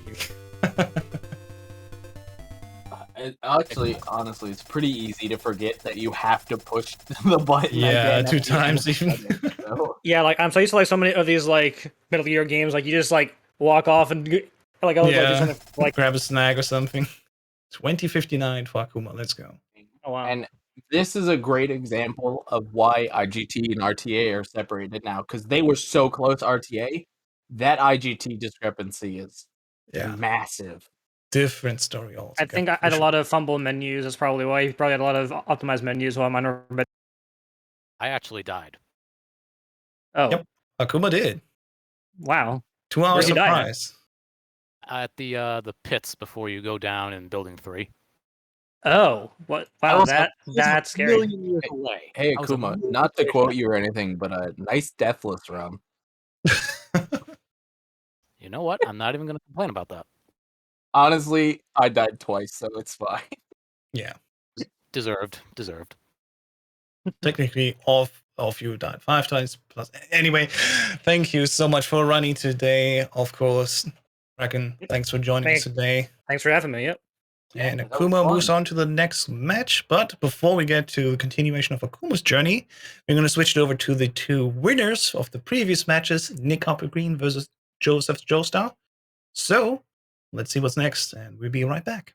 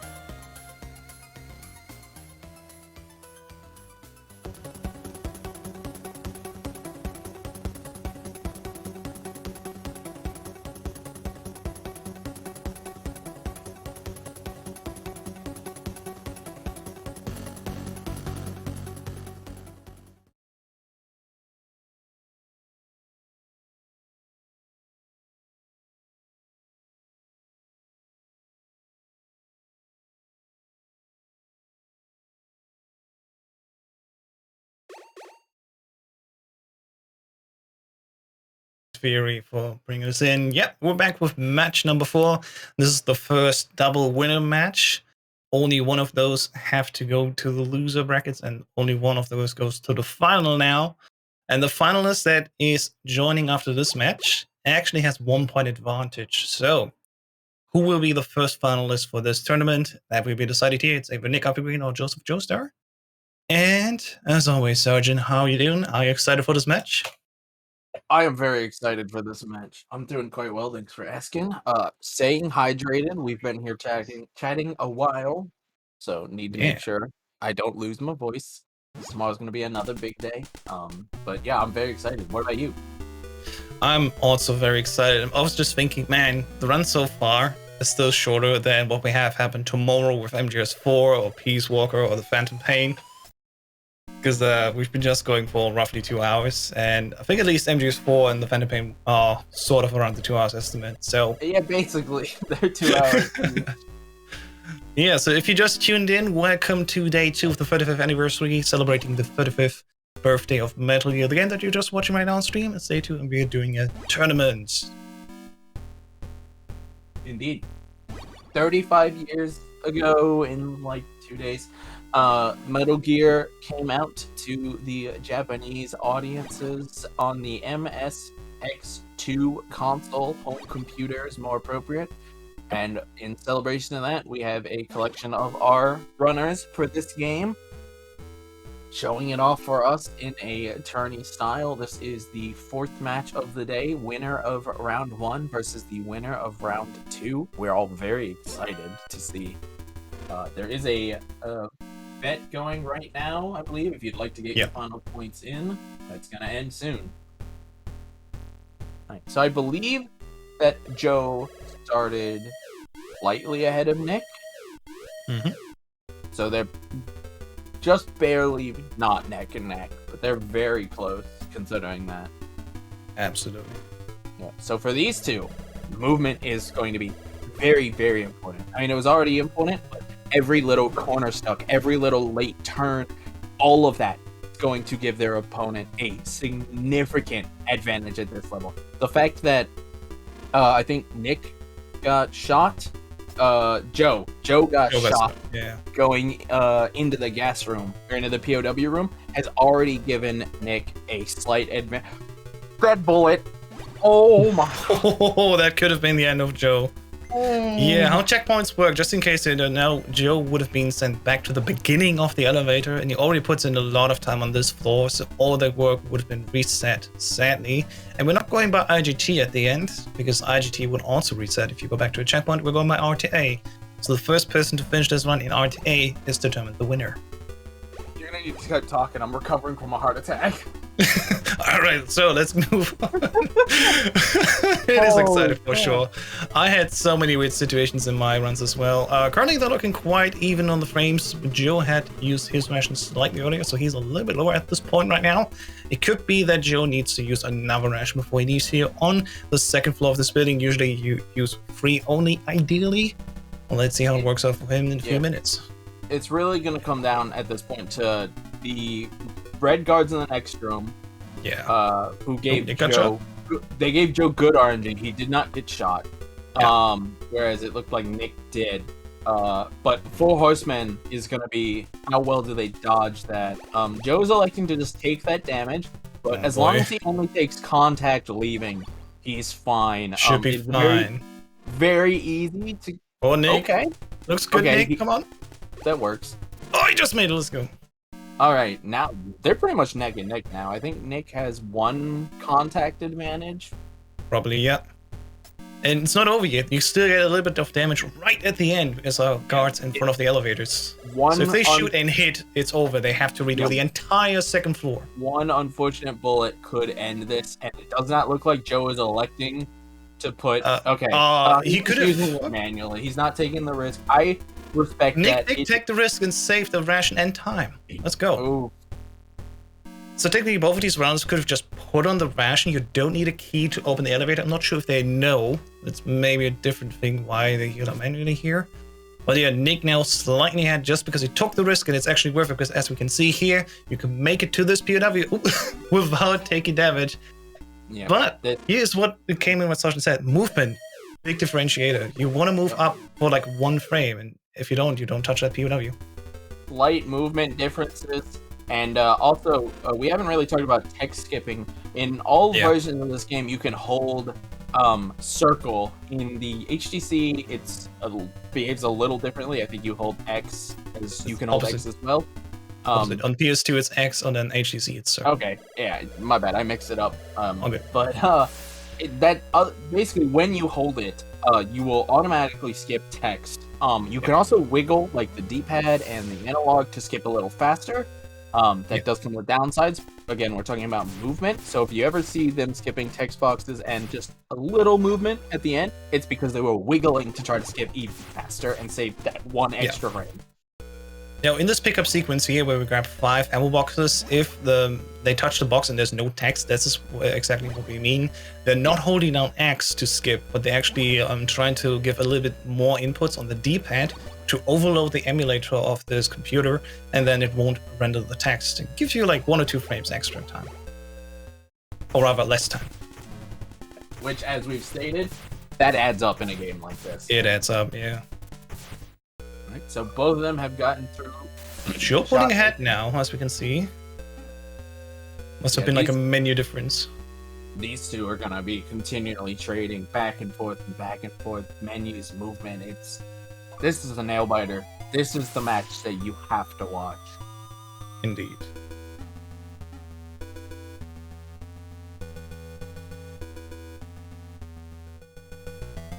There we go. They're both placing their satchel. Oh, there was another early place that hit. Let's go. That was a good satchel save. You do really want to place those early, as we talked about earlier during one of the previous runs, because satchels start counting down from when they've been placed. So if you place it earlier, it starts counting down earlier. That means the wall gets destroyed earlier. Indeed. I actually did not know about that one. There's a lot. I tried to collect them on the wiki, and today there's definitely coming new additions to the wiki as well. How early you can actually make this work. It's crazy. Yeah, another problem with, another note on that is you have to know where the walls are too, because some of these are deceptive. Especially that the wall first right here. Wall. Yeah. Yeah, and I had it happen too often that I tried this wall and then it was just like a pixel too low, for example, to work. Yeah, putting that one too low, putting the first one too low. There is backup plastic explosives that can be grabbed if something goes wrong, but that's like, I don't know, 6 to 8 seconds of time loss if you have to grab them. But in a run like this, if it happens, and it could happen just by accidentally pushing the square button to place it, they will have to be grabbing those. But we haven't seen it yet, and I don't think we'll see it. But we'll never know. Knock on wood, knock on wood. Even though I managed to do that. I have plastic. Knock on plastic. Knock on plastic, fair enough. Alright, both of them are in good HP here for the MGK room. They can actually get in and out. Yep. Without needing to heal. They probably still want to do it now. Joe is risking it. Oh my god. He made it. Oh my god. Joe is a maniac right now. We do not underestimate this. This was really tight movement to not get extra shots in. You're gonna have to keep talking. I'm having a second heart attack. Yeah, I'm sorry. So, just for your interest, guys, we both of us have taught these people. Sergeant has taught Joe, I've taught Nick via my tutorials, and both are giving us no heart attacks because we as the tutors, we're seeing stuff right now where we're thinking like this should not result in positive times like this. Why are they going for that in a... Oh, this is crazy. Well, they are literally neck and neck. Slight health advantage to one of them, but other than that, like, wow. I'm getting my money's worth out of it, and I didn't pay anything. That says a lot. I don't know what that means, but yes. Fun fact about B1 Roof on Easy. These are actually 2 separate alerts on B1 Easy. on B1 Roof Hard, or Original, as they call it, that would actually be 1 alert. And that extra alert actually makes it impossible to earn the Big Boss rank. There is a rank 1, I think is it Foxhound or is it Fox? It's called Fox, and specifically on Fox, you're allowed to get 1 extra alert compared to Original. Exactly because what you said, you have to get 2 alerts there instead of 1. Yep. So it's because of that weird change that it's impossible to run the Big Boss category on easy, but that just makes the Big Boss category more interesting because you have to do a lot of different strats for that. Yeah.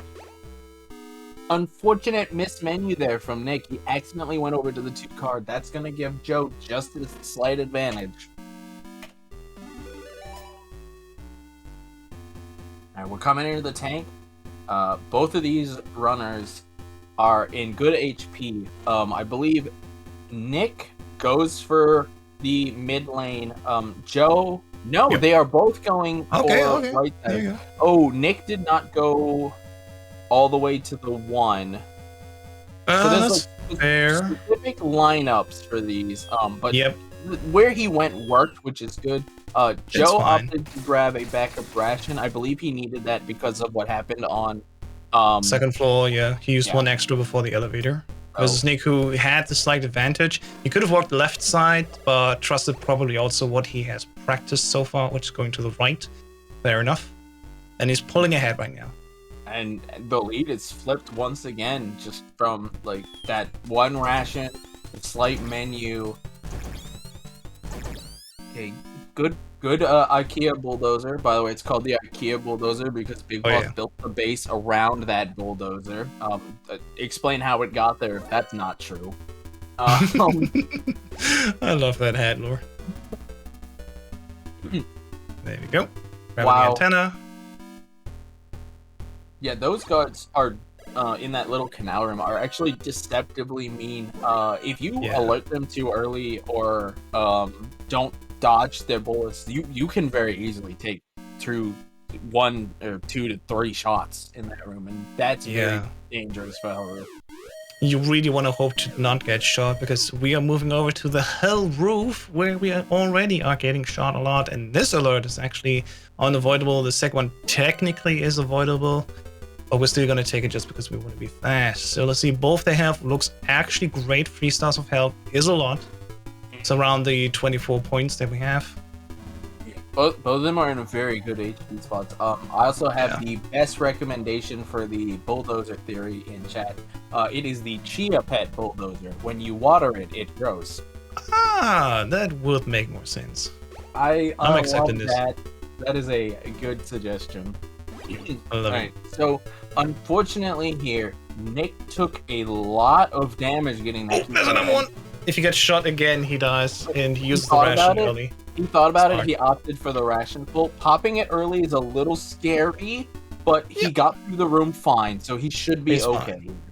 And he definitely has enough health for the gas mace now. We've seen that earlier with Bracken when he was a little bit low on health.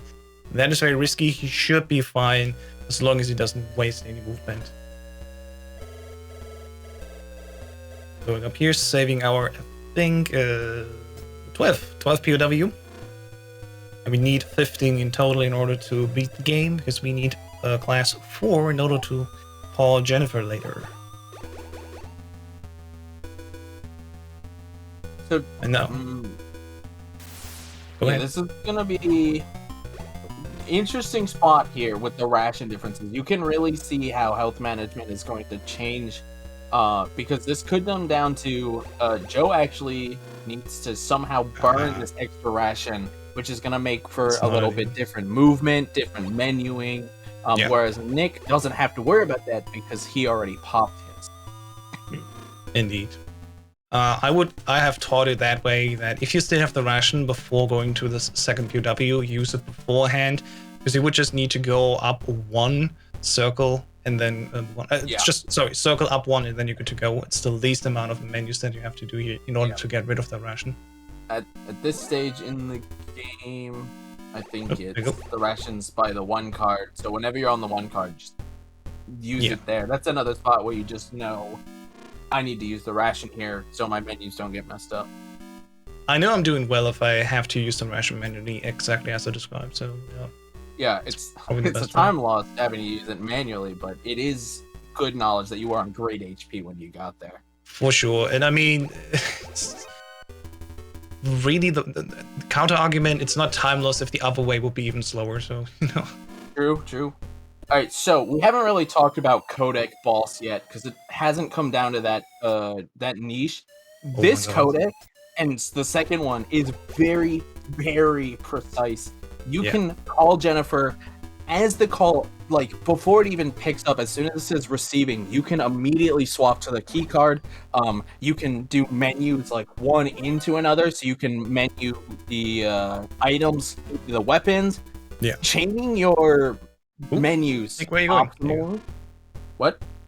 It's all good. Nick just went a little bit and got stopped. So here's the big difference between Joe and Nick, and this is also how Joe differentiates himself. He opts to use the codec called immediately without dying. That keeps his codec at the 12048 frequency, and he grabs the compass now. Versus Nick, who uses what is more, I guess, traditional, or what most runners use. They go now to the death abuse and then kill the brats and then grab the compass. So The difference here really is... Please, go ahead. I haven't actually seen a side-by-side comparison of these two strats yet. We were talking about making one. It's theorized that doing the death abuse before the compass is faster, but this could be a game changer because of how close these two were if they do very good movement. For sure.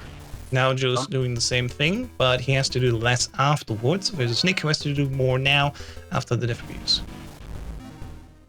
So we will see them side by side again shortly as they go down to do the scuba skip. Nick needs to remember where car 2 is. There it is. And he also remember to use the alert. Let's go. You can do this entire thing without the alert, but you know, it helps to make Johnny not fall asleep just before the elevator. So what I was saying before is the moment receiving comes up, you can end a codec. You can start a menu, it counts. So like knowing to select is the codec button. If you've used a DualShock 2 somewhat recently, you'll know the select's kind of squishy, which can make for very weird menus. Oh, unfortunately missing that 2 card. Joe missed the card. That's gonna Nick was already a little bit ahead beforehand, and he was behind, I think, Joe before the difference. It's just gonna barely increase Nick's lead, mostly because missing that 2 card. But all in all, I'd say that shows those routes are very marginal difference, very teeny. Close to each other. Yep. I mean, I should maybe take a stab at it and try to make both versions as clean as possible, and then just do a side-by-side comparison. Yeah, more information for this game, more information for everyone. Indeed. Joe is unfortunately going to have to use 1 more ration, whereas Nick had enough HP to swim into the canal and only have to heal once. Joe had to heal twice. Again, these tiny things can add up, and they will add up in this race. You can see Nick is now an entire screen ahead, which is, in this race, that's going to matter. Absolutely. So far, they're very close to each other. We are reaching soon the end of the game. Not much else is left to be done.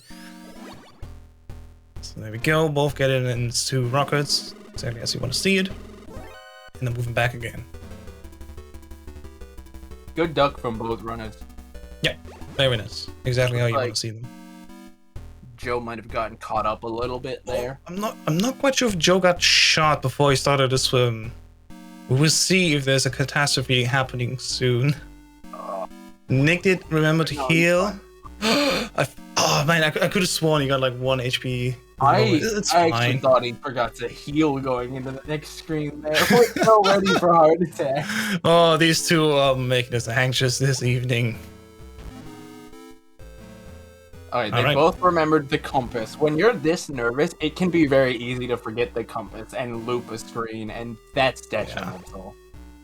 Good thing is it's just down 1 menu. I think they're almost about even again, probably just because of menuing. Let's go. Okay, Joe opting to put the rations on early. Fair enough.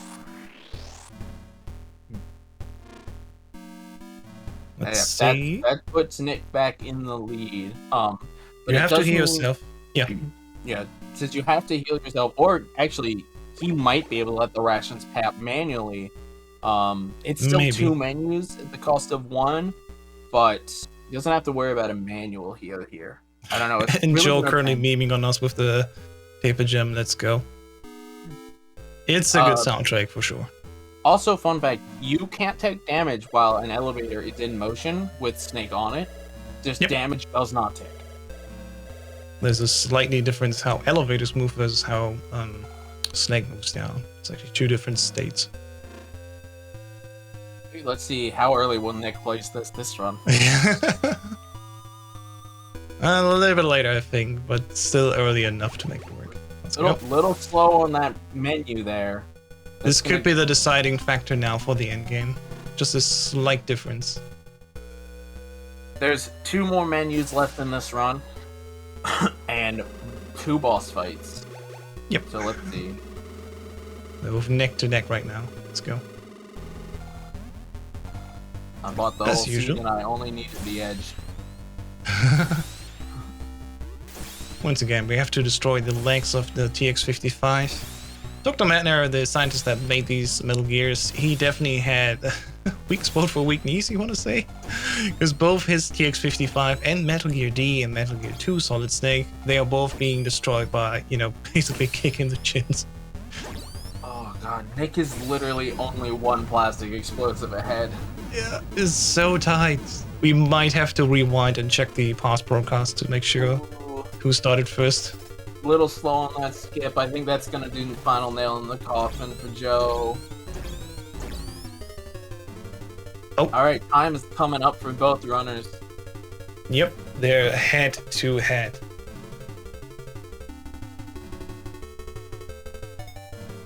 I might already get the broadcast up. I'm not sure how timely they were. And time Time for for Nick. Time for Joe. Joe. Oh my god!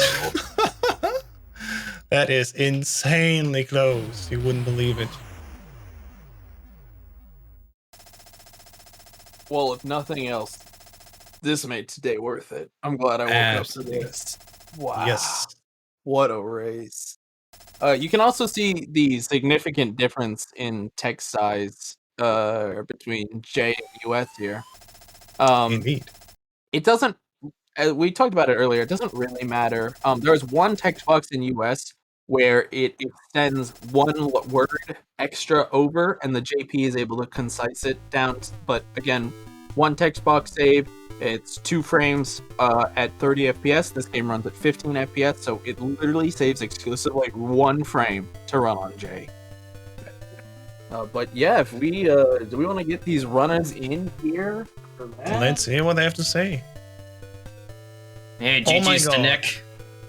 Oh my god, Joe started 4 seconds late. We might have a tie. Oh, what? Oh no. Yeah, just seen like Fury started at the time where exactly when Nick started running, and Joe started his run at the 4-second count. I just checked the VOD, and the time is 2 seconds different. Joe started 4 seconds. Joe won this by that logic. Oh no. My RTA is 21:31. RTA's 21:33:25. I don't know, it's just the way my early game was in Building 1, I already felt like I was behind, and I had to get a ration out of the truck in the desert, which was another 3 seconds I lost. But it goes to show how easily this run can swing either way. It's just, you get really good luck in Building 1 where you don't have to use up so many rations, or in this case, I kind of had to, and then at parts I fumbled my menus a bit, which is, can't afford it at this level, but, at least I kept it close. Speaking of good luck, you two both scared us to death. You both made decisions with 1 contact damage, and you were like, "No, I can make this," and you went for it. Oh, was it what I did with Machine Gun Kid?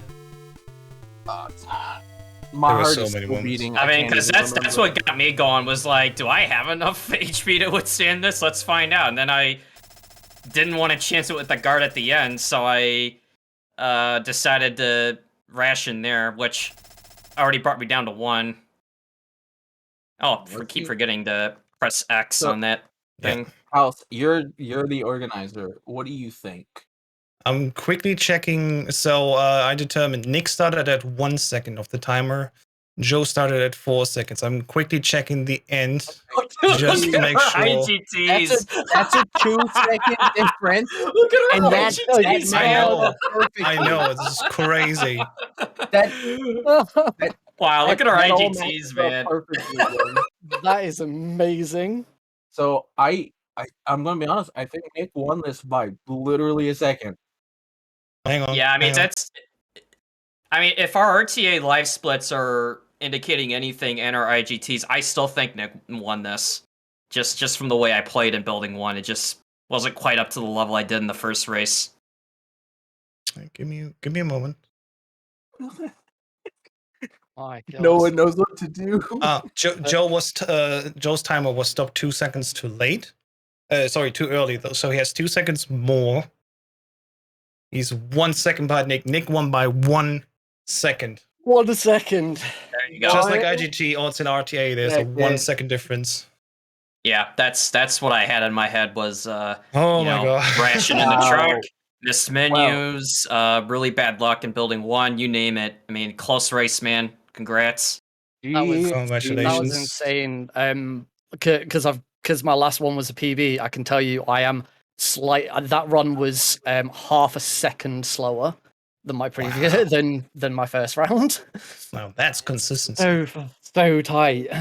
I was plus 8.3 by the time it was all said and done, but I already knew I was like starting like somewhat of a, I don't know, just it's just something to do with Building 1. I don't know what it is, but like you either get like the greatest Building 1 of your life, which was my first race, and then it just turns around on your next one. It's like, what happened to the other Building 1? That's the first time I've ever gotten to Machine Gun Kid without having to use the ration at Machine Gun Kid. I risked it all on him, but then it was the guard afterwards that I chickened out and tried to ration that, which I thankfully did because I would have died if I didn't. Yeah, I risked it all on the exit of Building 1. Like I knew if I had to use a ration here, I was going to lose because I was going to have to go and grab the extra ration from the desert. So You guys have to both rewatch this run and just listen to us panic. Yeah, it was amazing.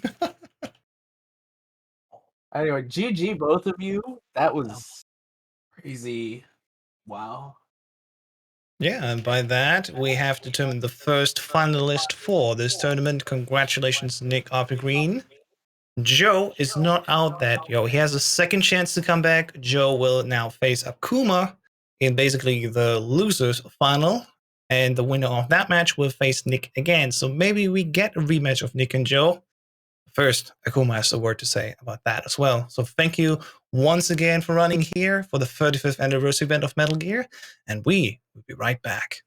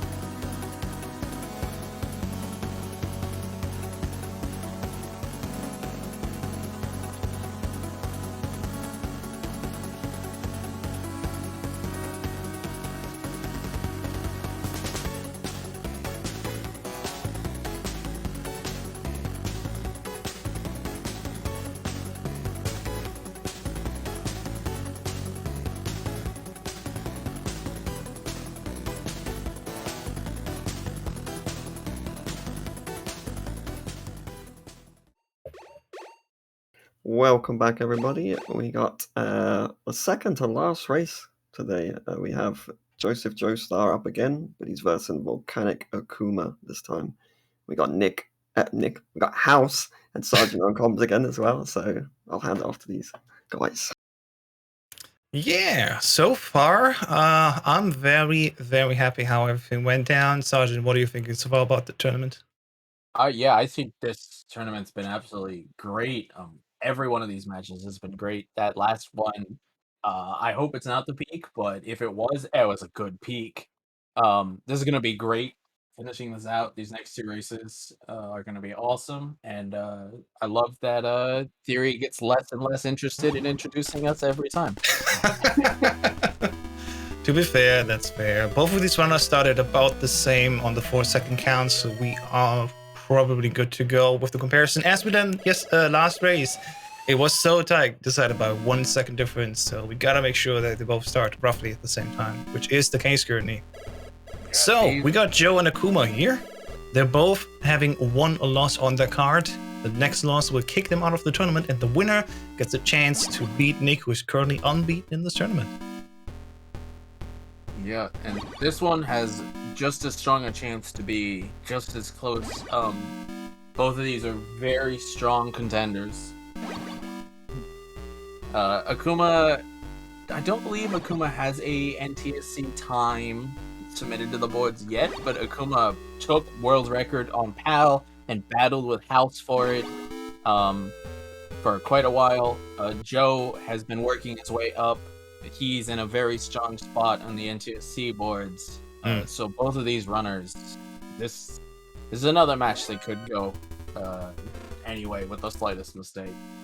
Another thing we haven't talked about yet is you'll notice that Snake was mostly in the elevator, but his elbow was out. We call that elbow Snake. At least I call that elbow Snake. That is the way Snake's hitbox works. His arm isn't actually part of his hitbox, so that is the earliest pixel that you can actually go up in an elevator. And it's actually fairly accurate to talk about pixels in this game because there's really not that many. Like, you can measure them with your eyes in a game like this. Yep, there really aren't that many pixels.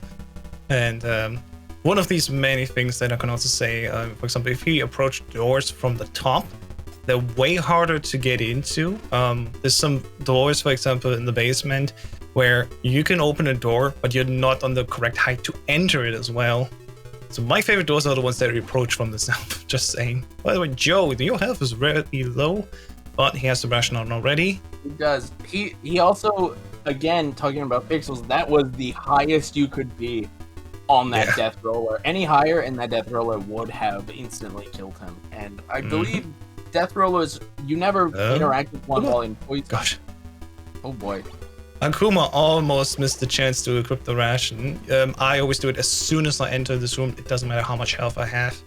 He actually didn't need to swap the ration before. He took his, I call it the Akuma line because he showed me how it works. He actually stood still for a frame. That's, no. Come on. Full movement menus, please. In any case, that was one of the lines where you are a little bit more south, where you need to end up anyway. And the guards don't hit you as often. It could be all placebo, but I think if I believe in it, it works. And it definitely helped me in the PS2 PAL. Honestly, I think very, very few lines in this game are placebo. If you're taking less damage on a line, it's probably a better line to take, because like when you get to the nitty-gritty on this game, that will add up. For sure.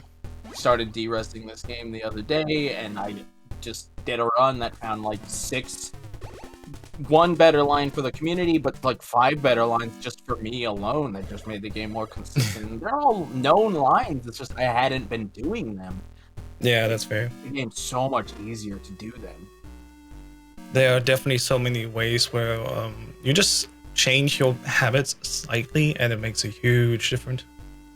This is a really good example of if you learn with bad muscle memory, you are gonna have one uphill battle to fix that muscle memory.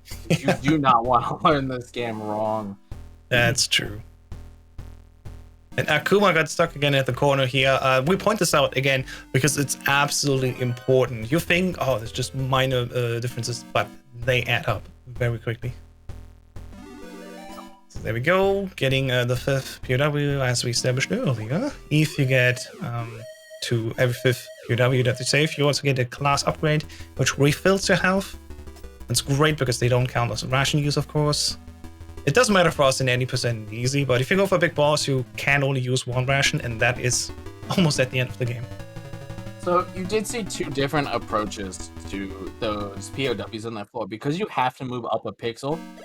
What Akuma did was he went up and then left. What Joe did was he went left and up.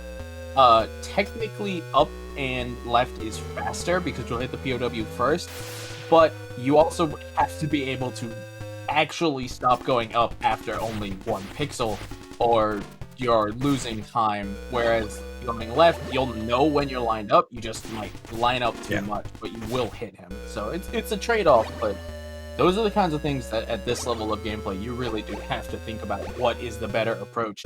Where is the hitbox going to be to pick this item up? Because a lot of items in this have very deceptive hitboxes, POWs, items, just where you can be to optimally pick that item up.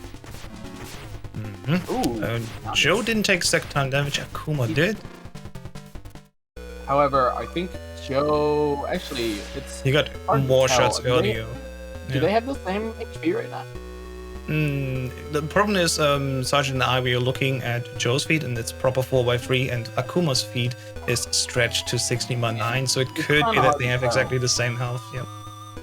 But I think they're very close every time. Very close, like by at least 2 HP points close, or even less. There we go. No early plastic explosives here. Fair enough. Making sure to not use them wrong.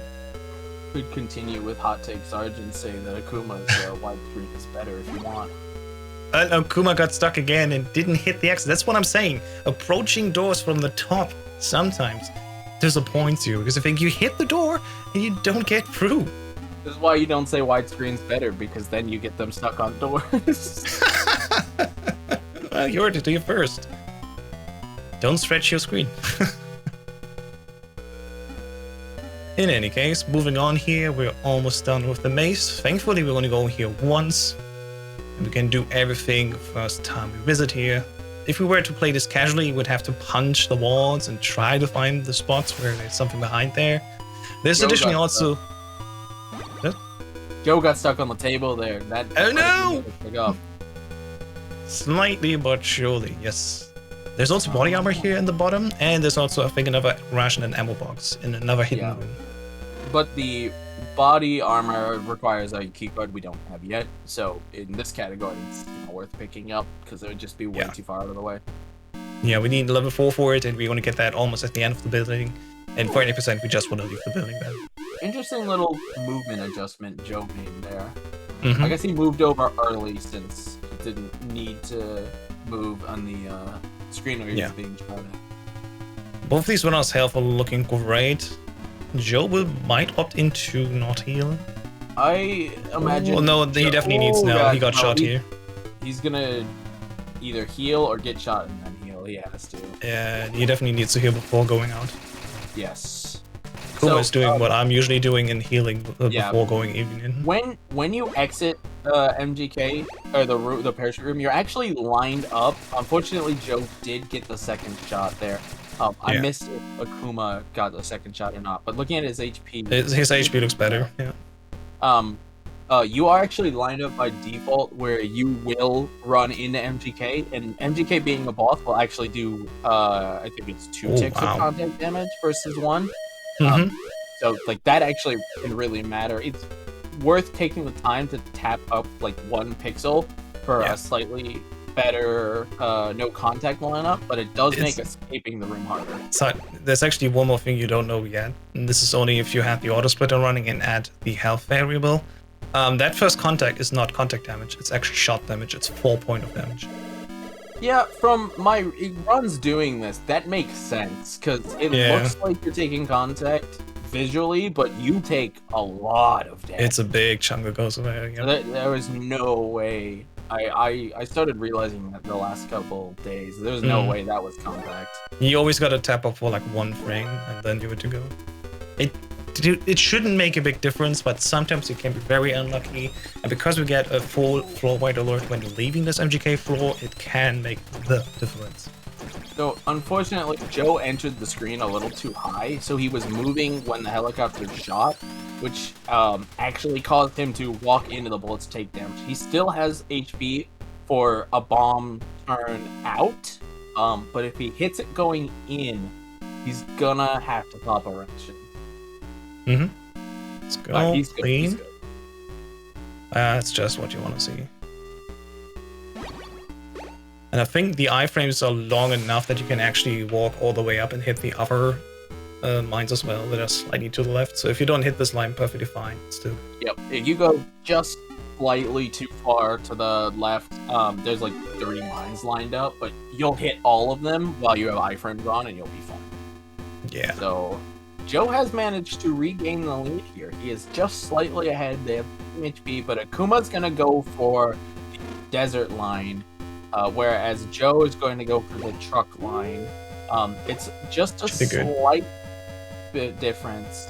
Okay, so Joe's opting to get an extra ration. Got stuck here.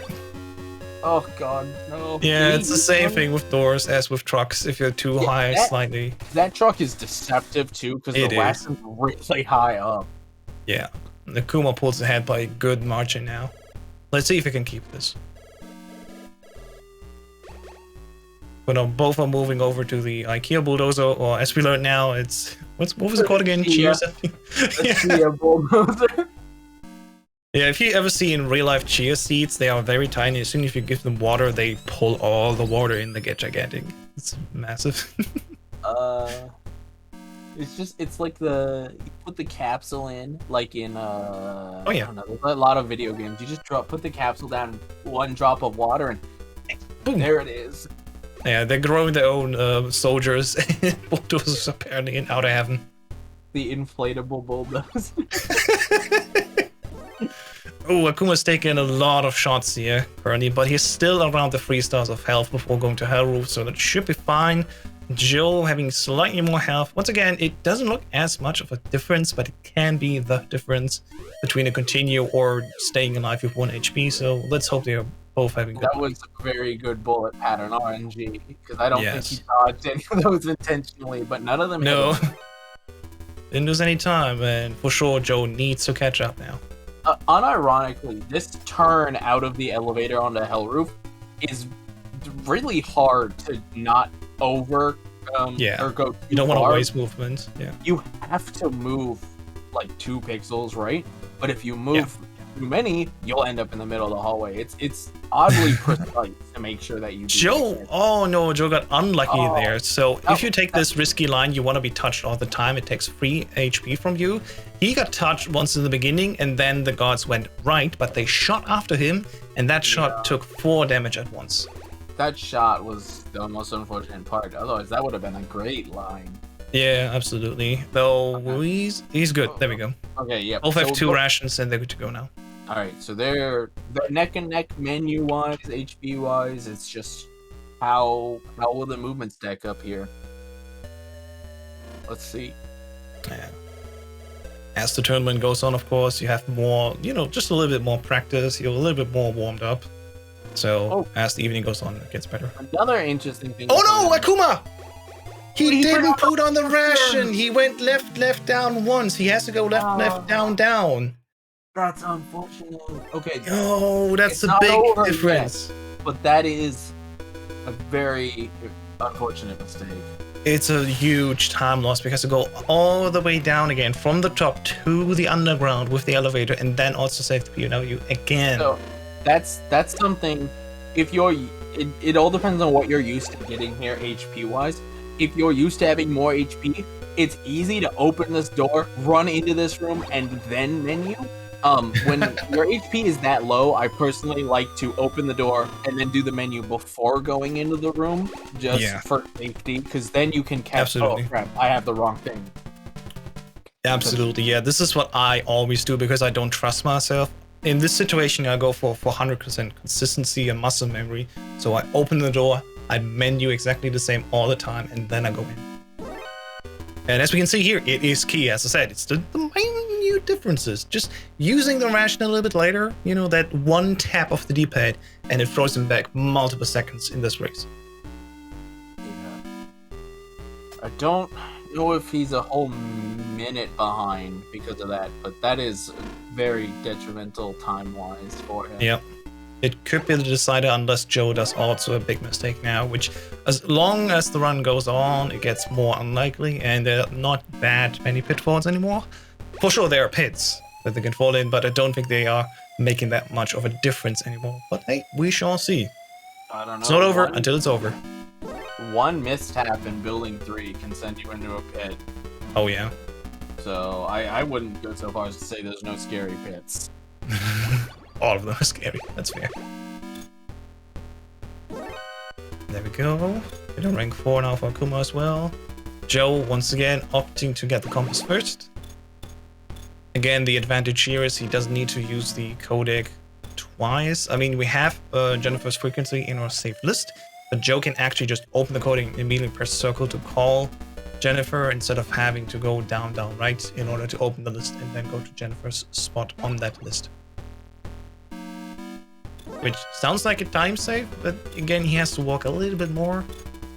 As we've seen with Nick versus Joe, you know, in the end, it was a 1 second decider, so as long as we haven't properly lapped this out, this is just for feeling, and maybe this time it can be the decider. Yeah. Oh. Akuma almost went full for it and ran into the thing. I did that also, and it's so annoying because he did already a lot of work here. Joe was mentally in a different spot there. He just kept running forward. It's super easy to do that. If like, not only you have to memorize the room you're in, you have to memorize what room you're going into, and you have to remember you're going into that room. Absolutely. So, like hitting the continue as soon as possible, holding right as soon as possible, because if you hit continue, if you see either the continue screen or the elevator screen, then you're not hitting continue and you're not holding right on the first frame possible. Yeah. So like that is another example of you can just see where you're losing a frame here, you're losing a frame there. For sure. And now Joe's almost done with this floor. This is Akuma who has to now call Jennifer. She will open the door so we can get the compass. It's a key item that we need. Without the compass, if you try to go between building 2 and 3, we get lost in the desert. And also stung from the scorpions, so yeah, we need this item in order to finish the game. So, we didn't really talk about this yet, but at runs like this, it is pointed to note, you might see... Akuma, please? Akuma, come on, use the ration and go on. There we go, let's go. Panic. A little bit. Some doors, when you exit them, you get teleported to a fixed position. Yeah. Some doors, when you exit them or enter them, you get teleported to exactly across from you. So another thing, it's a whole nother level there. You need to know which doors is it worth turning into on frame 1, and which doors is this not. A good transition for that is the room before the elevator with the sleeping guard, who I think is the first Johnny. If you enter that on the bottom, you actually give the guard less time to fall asleep. So that's true. Yeah. Small things like that. Unfortunately, Joe missed the first rocket, but he was able to get the backup strat, so that's good. Yeah, the backup strat is keep spamming. Just keep it going. You do, unfortunately, actually have to mash the rocket launcher. My personal technique is like put my thumb on the X and roll onto the fire button while mashing it, but everyone probably has their own way to do it. As long as you're holding skip and mashing fire, you will hit him with that first rocket. Yeah, as I said earlier, because I run PC as well, PC does not have this skipping function, so you always have to spam inputs in order to skip dialogue. I just naturally got used to spamming D-pad up and the attack key. The key why I'm using D-pad up is very simple. It doesn't move you to the side, it just puts you slightly forward, and in the end the timing will still be the same, so the first and second rocket will always hit Dirty Duck. So we're moving into the dreaded room. This room's gonna get every runner once, I swear. Oh, for sure. At least. All right, clean from Joe. Good movement. And you know, I didn't know on NTSC that you could do the right side of that first pit. I learned that from Akuma, but that seems really risky to do. Yeah. And there's no benefit for it because you have to move left anyway. So I would always recommend newcomers just go left before entering the next screen and just go up and left immediately. I think that comes from you can see Akuma here. He's like, no, that's not worth gambling on again. Fair enough. Coming from PAL, you do that strat in PAL. Yes. That's like the only room that's done differently in PAL, significantly differently. So that can be muscle memory that you're just used to. For sure, because while PAL in general runs 11% faster versus NTSC, the pits don't open faster, so this is how we can do a slightly different version of the lines and actually go even riskier. Nice. That was the Fury pit in the run. From here on out, it's just memorizing the order of legs and then getting to the end. And I gotta say, Akuma definitely did catch up a little bit. At least that's like I think right now. He definitely played much better here in the second half. Yeah, this game it's pretty fair to split this game into two halves. Before building 2 and then building 2 to the end.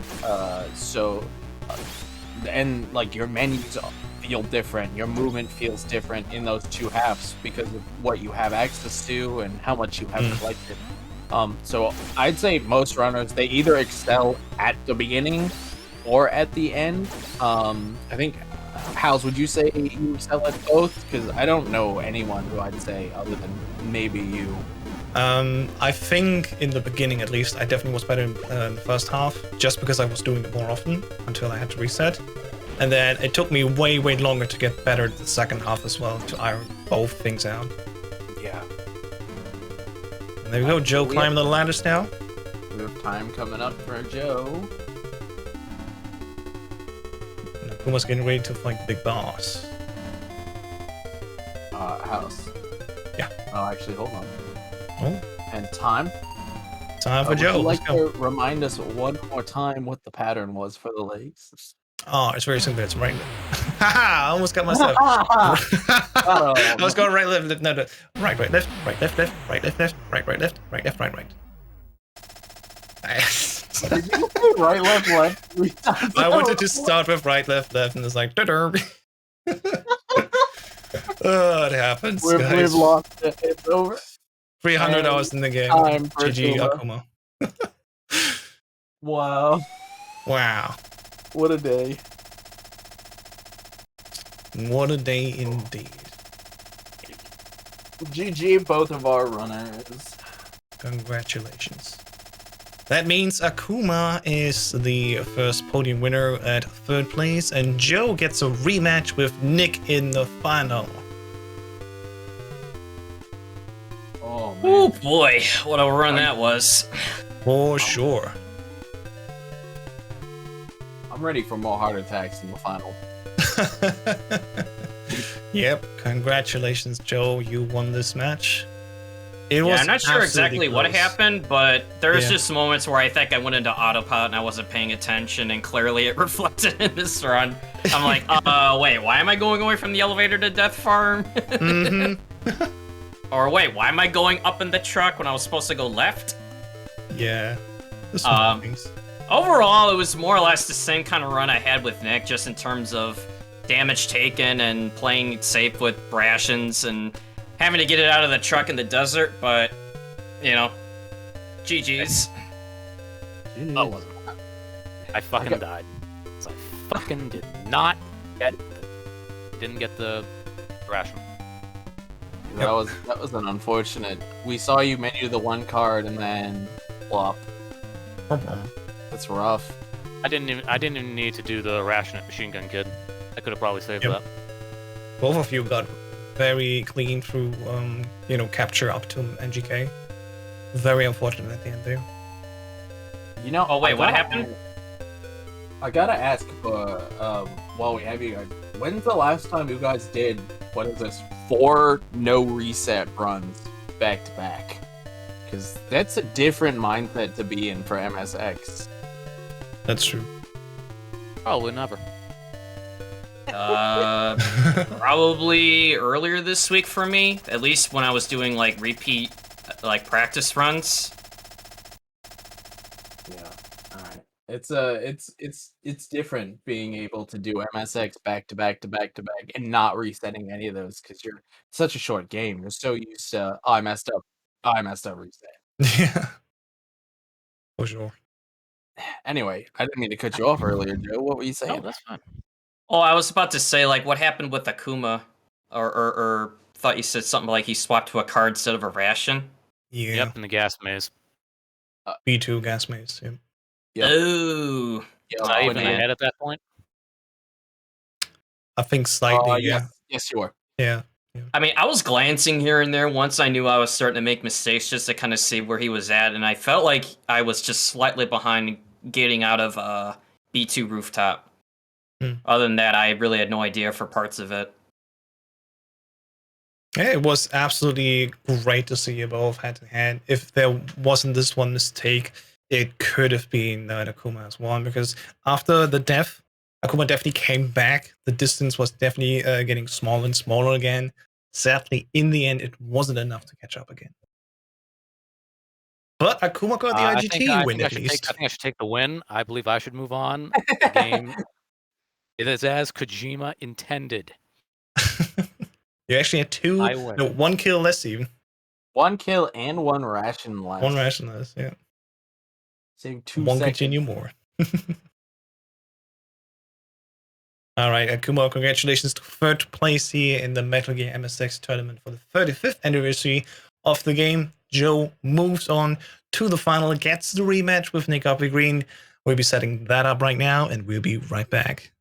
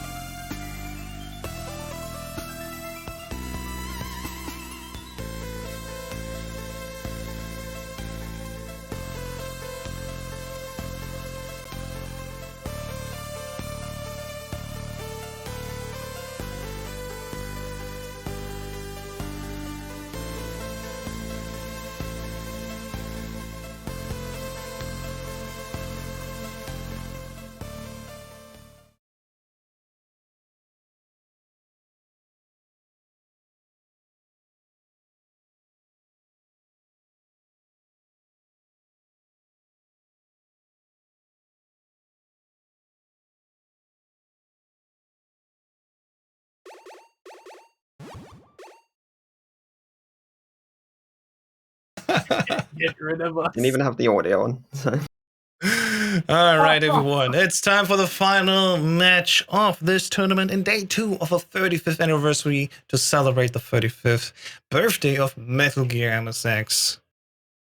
Just to say quickly, this is the first final. It could be that we get a second match, because currently Nick has been winning all duels. He has the advantage. Joe needs to win 2 races back-to-back in order to win this tournament. Nick needs to just win this race. So let's see what will happen here. I'm joined as always with Sergeant Silent here. Thanks for joining me today. Thanks for having me. It's been fun. All right, and let's start the countdown. And let's start the final of the Metal Gear MSX tournament here at Metal Gear Speedrunners. It's been an evening for me, a day for you. I hope you are feeling fine, Sergeant. Joe and Nick have given us so many heartaches already. Let's see if this continues. If the previous match between these two was anything to go off of, we're getting 3 heart attacks this one. Again, if you guys just tuning in now, definitely go watch the first match between these two. That was an astounding match, and we're all incredibly excited for this because we're literally on the edge of our seats for this. This could go any way between these two. Oh, for sure. Let me just quickly check again. I didn't see if there's a disparity when the runner started, because we have one in Europe, that is Nick, and one in the US, that's Joe. So let me quickly make sure what the difference is in the start times. And in the meantime, the runners grab all the 6 rations they need in order to do the 80% run. Indeed. So, again, both runners need to get keycard 1. We purposely get keycard 1 first because it puts it in a menu place in the menu, and then they have to get 6 rations in this category. So, it is worth pointing out, every wall stuck, every missed menu, every slow elevator, every extra pixel, it's all going to add up. So the fact that Joe has already been shot is potentially detrimental, and he has to be very aware of that fact while going through this gas room, that he's going to be continually taking damage. That was a smart move, menuing ahead of time on the ration before going in. And they really need to make sure they move correctly around these boxes. You can see the difference in HP already just from that one gas room. Nick got shot going into the gas room. He's going to basically have to put a ration on. Again, these runners want the ration to be used manual or automatically by the guards, either contact or bullets, preferably contact because it means they're taking less damage. Oh my god. And here you can see that Snake's hitbox is just his feet up to his hips. Yeah. Because we've seen Joe here really high up. So, both of the runners had their ration used before going into the 2-card room, which is okay. Ultimately, it's not what you want it to be used, because it means you'll have slightly less health for the rest of this floor, but that is on average where it will be used, and that's where most of our runners will be used to it being popped. So they know how to react to this. At this point, it's, do they get shot going into rooms, like what happened right there? How are they going to deal with full horsemen? I've not been seeing any of our runners do the specific full horseman line to dodge bullets. I think they've all just been volunteering to eat the bullet. I think I've seen 1 or 2, especially I think Akuma in the last race did it despite not needing to, because the guard on the left just decided not to shoot, just like Nick had his luck here as well. So, well, there we go. Specifically what I'm talking about, Joe right there, if he had tapped up, he would have gotten through without taking any damage. Nick taking the risk here, let's go.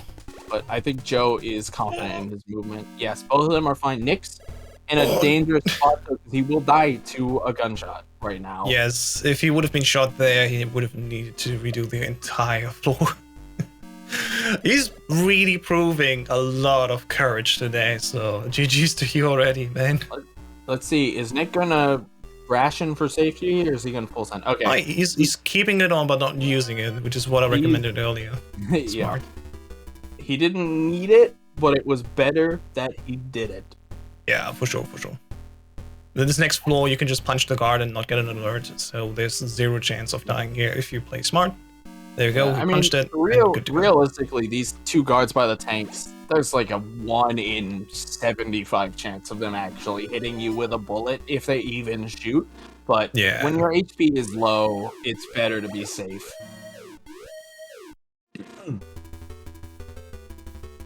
Right. Both of them have reached rank 2. Both of them have gotten the 2nd POW, and we are now going to get captured. Yay! It's actually Star relevant. They have to be captured or else we cannot make it towards Gray Fox. Yep. And not only do you have to be captured, you have to be notorious enough to be captured. If you go to that spot at only rank 1, you actually won't be captured. You recently replayed through all the dialogue in this game. Is there actually a clue that specifically says you need to get to rank 2 to get captured? I don't remember. I definitely remember that a POW says you have to be captured in order to meet Gray Fox, but I can't remember that it says something about the rank requirement, so that's news to me as well. Yeah, so yeah, if you go there at rank 1, they don't show up. You must be rank 2 to get their attention. There you go. Yeah, I don't know how you were ever supposed to find out you had to go to that exact spot at rank 2. I guess the NES version, because in the NES version, it's also there, but you get into a truck. But that's the NES version. We're not talking about that. NES is a completely different beast. Yeah, for most people, the NES version is what they know, because this was basically the version that the rest of the world got. The MSX 2 computer was only really popular in Japan. Nick unfortunately turned south a little too early, so he did not get in. He also had slightly menu issues at Shotmaker as well, so that's why Joe is definitely in the lead right now. Joe started 2 seconds later. That's just because, you know, different continents and how time works. So Joe being ahead definitely means he's ahead. Let's see if he can hold that position. If Joe wins, once again, he will have a point, and Nick needs to do a rematch, a 3rd match this time, because basically it works like that we have 2 points in order to determine the tournament winner. Nick already has won all matches so far, so he has 1 point advantage. Joe would need to win both matches, which I think is fair to say that it's absolutely open for that. It can go either way now. I think it's a coin toss, to be completely honest with you. It's way too early to call this. Like, it might even be too early at TX55 to call it. To maybe, it can go either way. But just to have it on tape officially, so Sergeant and I, we've been doing bets yesterday. I said Joe will take the win. Sergeant said Nick will take the win of the tournament. And look at us, we're in the final with Joe and Nick. And we just decided whoever is wrong about his bet has to do the category extension run all pits, which is a pain. So please win, Joe. Please win. And fun fact about all pits, if you want to be optimal, you may know there's a flashlight in this game. You can't pick that up if you want to be optimal in all pits. Oh yeah, pits. It's such a fun thing that I definitely don't want to do. Please. So let's look at what our runners are doing. They're currently approaching MGK. Both of the health is looking fine. They're saving the next POW, the 8th one in the row currently. And after that, they're going to go to MGK. Joe's health is definitely low right now. He will most likely heal right after MGK. There we go. Nick has more health. Nick actually is at such a good spot. He doesn't need to use the ration, but he's going to just do the safe menu that he knows that will work every time. I wish that Joe would wait till he gets shot. Then, during the menu, pop the ration and do the 1 card. That's a slight miss menu that is going to cost Joe just a tad bit of time doing it that way. Indeed. Alright, we're moving up to the roof now. So don't see any of these runners have their bomb blast suit on. I don't know why. For me, I have to do this exactly as I turn right into the traps, the laser traps, before I leave. Because in my mind, when I go right, this is when I go up, right in both menus to equip everything. But these runners do it later. I like doing it when I enter the elevator or just before entering the elevator, usually. Yeah. But really, as long as you do it after you rescue the final POW and open his door, it's fine. It's just, like you said earlier, consistency is going to really help with this game, because then you get better at reacting to the RNG when you know you have to change your consistent. Entering the hind that way is not a good strat. You activate the hind earlier, which means the hind is shooting earlier. There is a non-zero chance the hind shoots you because his bullets, they don't track, but they hit you. Joe, parachute. Joe. Oh, okay, there you go. He did it. They're playing us today, Sarge. We're old men. We cannot take this. Oh, boy. Gosh. Okay, there we go. Fun fact about this parachute scene, it's actually... Oh, Joe turned into a truck and got damaged, but he should be fine with valve. But he has more than enough HP. Yeah, he's good. Right, anyway, as I was saying, this parachute thing is actually a cutscene. It's not part of the map, and it only triggers if you have the parachute on. If you don't have it, you just drop down to the docks and immediately die. It's one of the many funny things. If you think it doesn't have cutscenes, this game, this parachute scene is a cutscene technically. Fun fact, even though there's 2 bridges, and the first bridge is actually over the room with the dogs, and the second one is over the trucks, both of those, if you go off, do trigger a parachute cutscene. I don't say the parachute cutscene, because you get a completely different one that drops you in the truck yard or in that little fenced-in area. Yeah, okay. Okay, so Joe grabbing the ration. I don't remember if he had to use one or if he's just playing it really safe. I think he's playing extra safe with odds. I also don't remember. Okay. Let's see how that plays out. We're gonna see definitely at Hell Roof in the next 2 segments. There we go. There's 2. He has 2. Oh, he needed 1 apparently. Okay, we completely missed that. Both are now on 2 rations, and Joe would have not been able to continue with just 1, except he would have gotten, I don't know, ridiculous RNG at Hell Roof.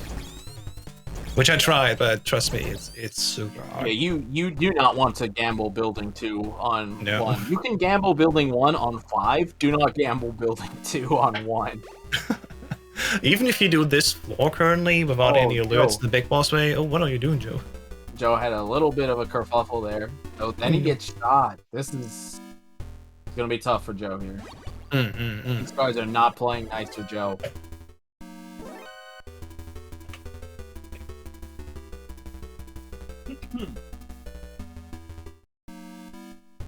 Yeah, we've been asked if there's a difference in the load times between the different versions.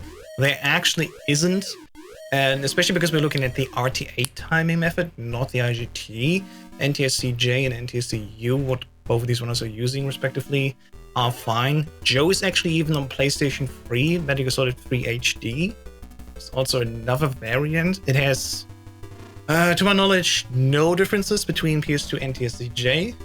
And I did the math. I did as a community, we did like 20 different runs on 20 different platforms to time it all out. And these 2 are totally fine to compete against each other. Yeah.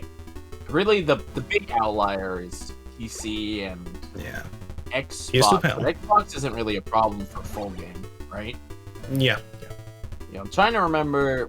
I think for the most part, it's the IGT during a particular side mode called Boss Survival. That's a lot of damage. Joe might have to pop it. Oh, Joe. Put on the ration now, soldier. Joe! No, that's it. Oh, no. He could have entered that elevator without needing the level 5 card. Oh, no. He has to do the entire roof again. And Nick just pulls ahead now. I would like to apologize if I just blew anyone's ears out. That was...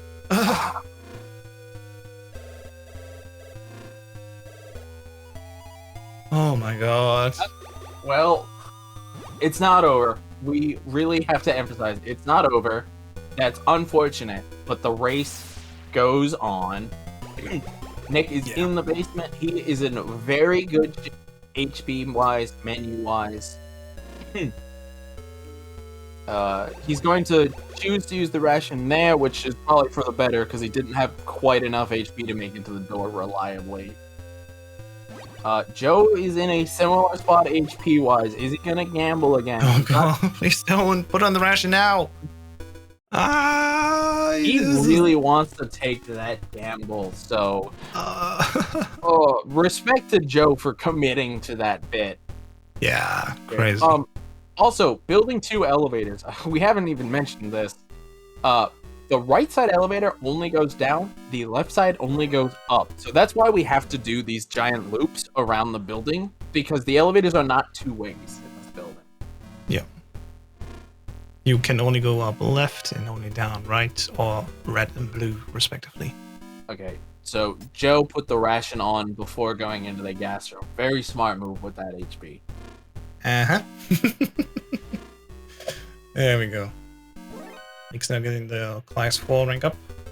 And I was stumbling over this before I started doing the auto-splitter work, but it makes sense to call class the 4 stars class and rank something else, because the rank that we get at the end of the game, the score screen, which is only in the PS2's Java port, and not in the original version, is a completely different thing.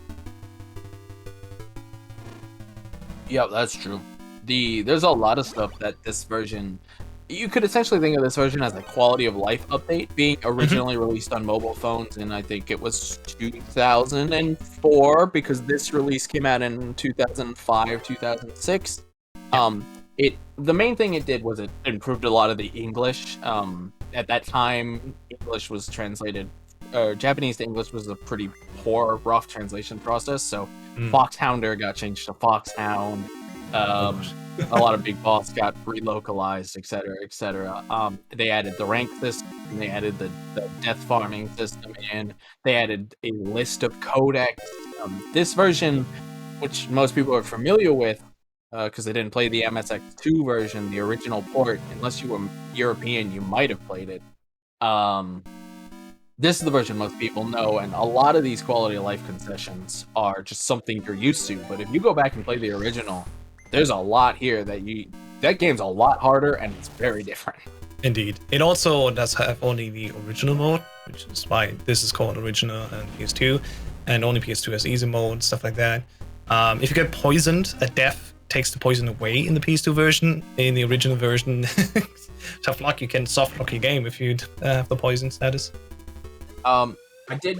There's a question about why there was a death bomb on the boulder. In this version of the game, if you die 5 times on the same checkpoint, what's going to happen is the game is nice enough to refill all of your ammo, give you any consumable ammo that you haven't picked up yet, and also fill your rations to max. So the old route didn't used to do that, and then it got added in. If you die 5 times there, it saves a lot of time over grabbing rocket launcher ammo, because the rocket launcher is required to beat the game. You must have ammo for it. Yep. So that is why they die 5 times to this roller. They take advantage of the checkpoint system, die 5 times, get full ammo, and go on with the day. And that is not only in easy, that works in both difficulties. It is this version of the game specifically that it works in. Indeed. Nick is now making his way over here to Cool Thing, which is also only possible in the PS2 version, and specifically only on easy. We're gonna heal up fully, so we have 48 points of health. We're gonna take a long swim from building 2 to building 3. Normally, we need to go to building 3 first through the desert and go down to the basement of building 3 to grab the oxygen tank. But as Puzon, another runner of this game, has found out, actually, if you're at full health, you can just make the swim. That's way faster rather than going back between building 2 and 3 twice. When he says way faster, he means it. It's like a 3-minute time save. Minutes, yes. Big difference. We don't even see the scuba in this category. It's I'll try to point out where it is if I remember when we get to that room for anyone who's curious. For sure. Alright, so Nick went swimming before healing first. It's the first time that we see this happen. You have to heal yourself in the shallow water, the bright one, because in the dark one you cannot heal. This is why we have to heal ourselves before we take this swim. Indeed, yep. So if you get shot as you go into the water, that's a death sentence if you don't catch that immediately. Because once you get like 2 screens in, there's no going back. Again, the compass is required. If you don't put the compass on, you'll just loop this particular screen with the scorpions infinitely. Are all 3 of these scorpion screens different maps, or are they all the same map and it's a mandatory 3 loop? I think they're different screens. The order of, interesting enough, is not the same. Like the screen values or the IDs of these screens is going crazy. It's like 1, 3, 4, 5, 7, 6. I think 2 doesn't even exist. Something like that. We mapped it out on the wiki if you're actually curious how the game is being developed. In the FAQ segment of the wiki, there's a lot more information that I added while I was developing the auto split. Yep. Again, I'd like to shout out House here for doing all this work on the auto splitter and stuff. It's crazy the amount of work you've done for us. It all started because I was doing a small event, live event that I was running in. I was like, man, my practice is going well. I might be able to take the record. And it's like 2 weeks later and many, many more hours I took it, and it just never stopped being fun for me to play this game. I think it all came together. 35th anniversary as well. Saying, man, what else can we do? Well, the wiki could do some touch up, and I did that. And then it's like, man, I'm tired of splitting manually. How about we make an auto splitter? It's the longest tangent, I guess, I was doing in my life. And then you played the Xbox version for the Boss Survival. Boss Survival on PAL, yeah. Oh no. Why do I get PAL times on an HDC version? This shouldn't be, and that went on and on. On and on. By the way, we just missed to point it out. Nick is already here at the TX55, but where Joe is right now, as he gets out of the elevator, basically on the opposite side of the wall, at the bottom of the room, when Joe gets out, this is where you blow up the wall and get the oxygen tank. Yep. Indeed. Just so distracted by other things. It's hard when you've been commentating the save run again and again and again. It's hard to make sure you continually refresh on what is happening. So this room Joe's in right now, directly to Joe's right, south of that like middle pillar thing, is where the scuba would be. And that on Nick's screen, that's the one frame that's saved by playing Japanese, one frame faster. Nick is killing Big Boss, or we haven't called him Venom Snake yet, but I'm gonna open that can of worms. Oh no. So anyway, Nick just killed him, and we're climbing up the escape ladder. Nick is coming up on time. Indeed. They are very unfortunate. As we've seen, today's matches mostly have been decided by a single death. Time for Nick, yes. As Joe is starting TX. And again, to anyone wondering, this pattern is taught to you in-game. You have to go through quite the intended side quest. You have to rescue a doctor, then you have to rescue his daughter, then you have to come back and re-rescue the doctor because he won't talk to you. But Metal Gear is thankfully always susceptible to damage. You don't have to have that code. I guess this game came out before that logic was like required. So thankfully you could just come here, beat the boss with the same pattern every time, right, left, right, left, left, right, left, left, right, left, right, left, right, right, and move on through. And I checked it, that was correct. Unfortunately, I stammered in there, so I'm not as impressive as you. But we are coming up on time for Joe here. GG on the run, both of our runners here, Nick and Joe. Yep. And congratulations. I'm Congratulations to Nick RP Green for winning the 35th anniversary MGSR Metal Gear MSX, so many abbreviations, tournament. Woo, congratulations on running all Pit's house. I'm looking forward to that. Hey, let's look at it this way. I got a new world record, so just put it on the pile. What a great day. GG's, Nick. Cool. Oh, thank you. Hellroof got the better of me, and I took a risk without rationing at the elevator door and got shot in the back. Oh, no. Yeah, well, it was either use the ration at the elevator with the hopes that I'll make it through the basement without being too low for everything else, or pray that I somehow squeak through, and I don't know. It was already close leading up to that, but that death pretty much ended it for me there.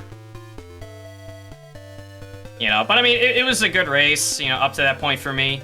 It was a lot of fun just racing everybody, which I think I raced everybody today in this. But yeah, GG's, man. Thanks. Yeah, that's the best run I've ever done. 21:22, 7-second PB.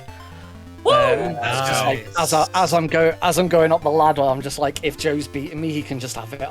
We won't go to better 3. I literally can't do any better than this. But did you record it? I did not record it, so I am hoping that Oh The stream is fine. the stream will be fine. I didn't want to. I didn't want to like have the recording like mess up anything with the stream or anything. So Fair enough. I mean, that's fair, but I don't know. Whenever you can record, always record your attempts. For sure. So, Sergeant, how does it feel to be put now in 5th place? Because not only did Joe take over temporarily the 2nd spot, Nick took that spot then, and Puzon is actually now the former world record holder for a long time. Is now 4th place. Honestly, Crazy.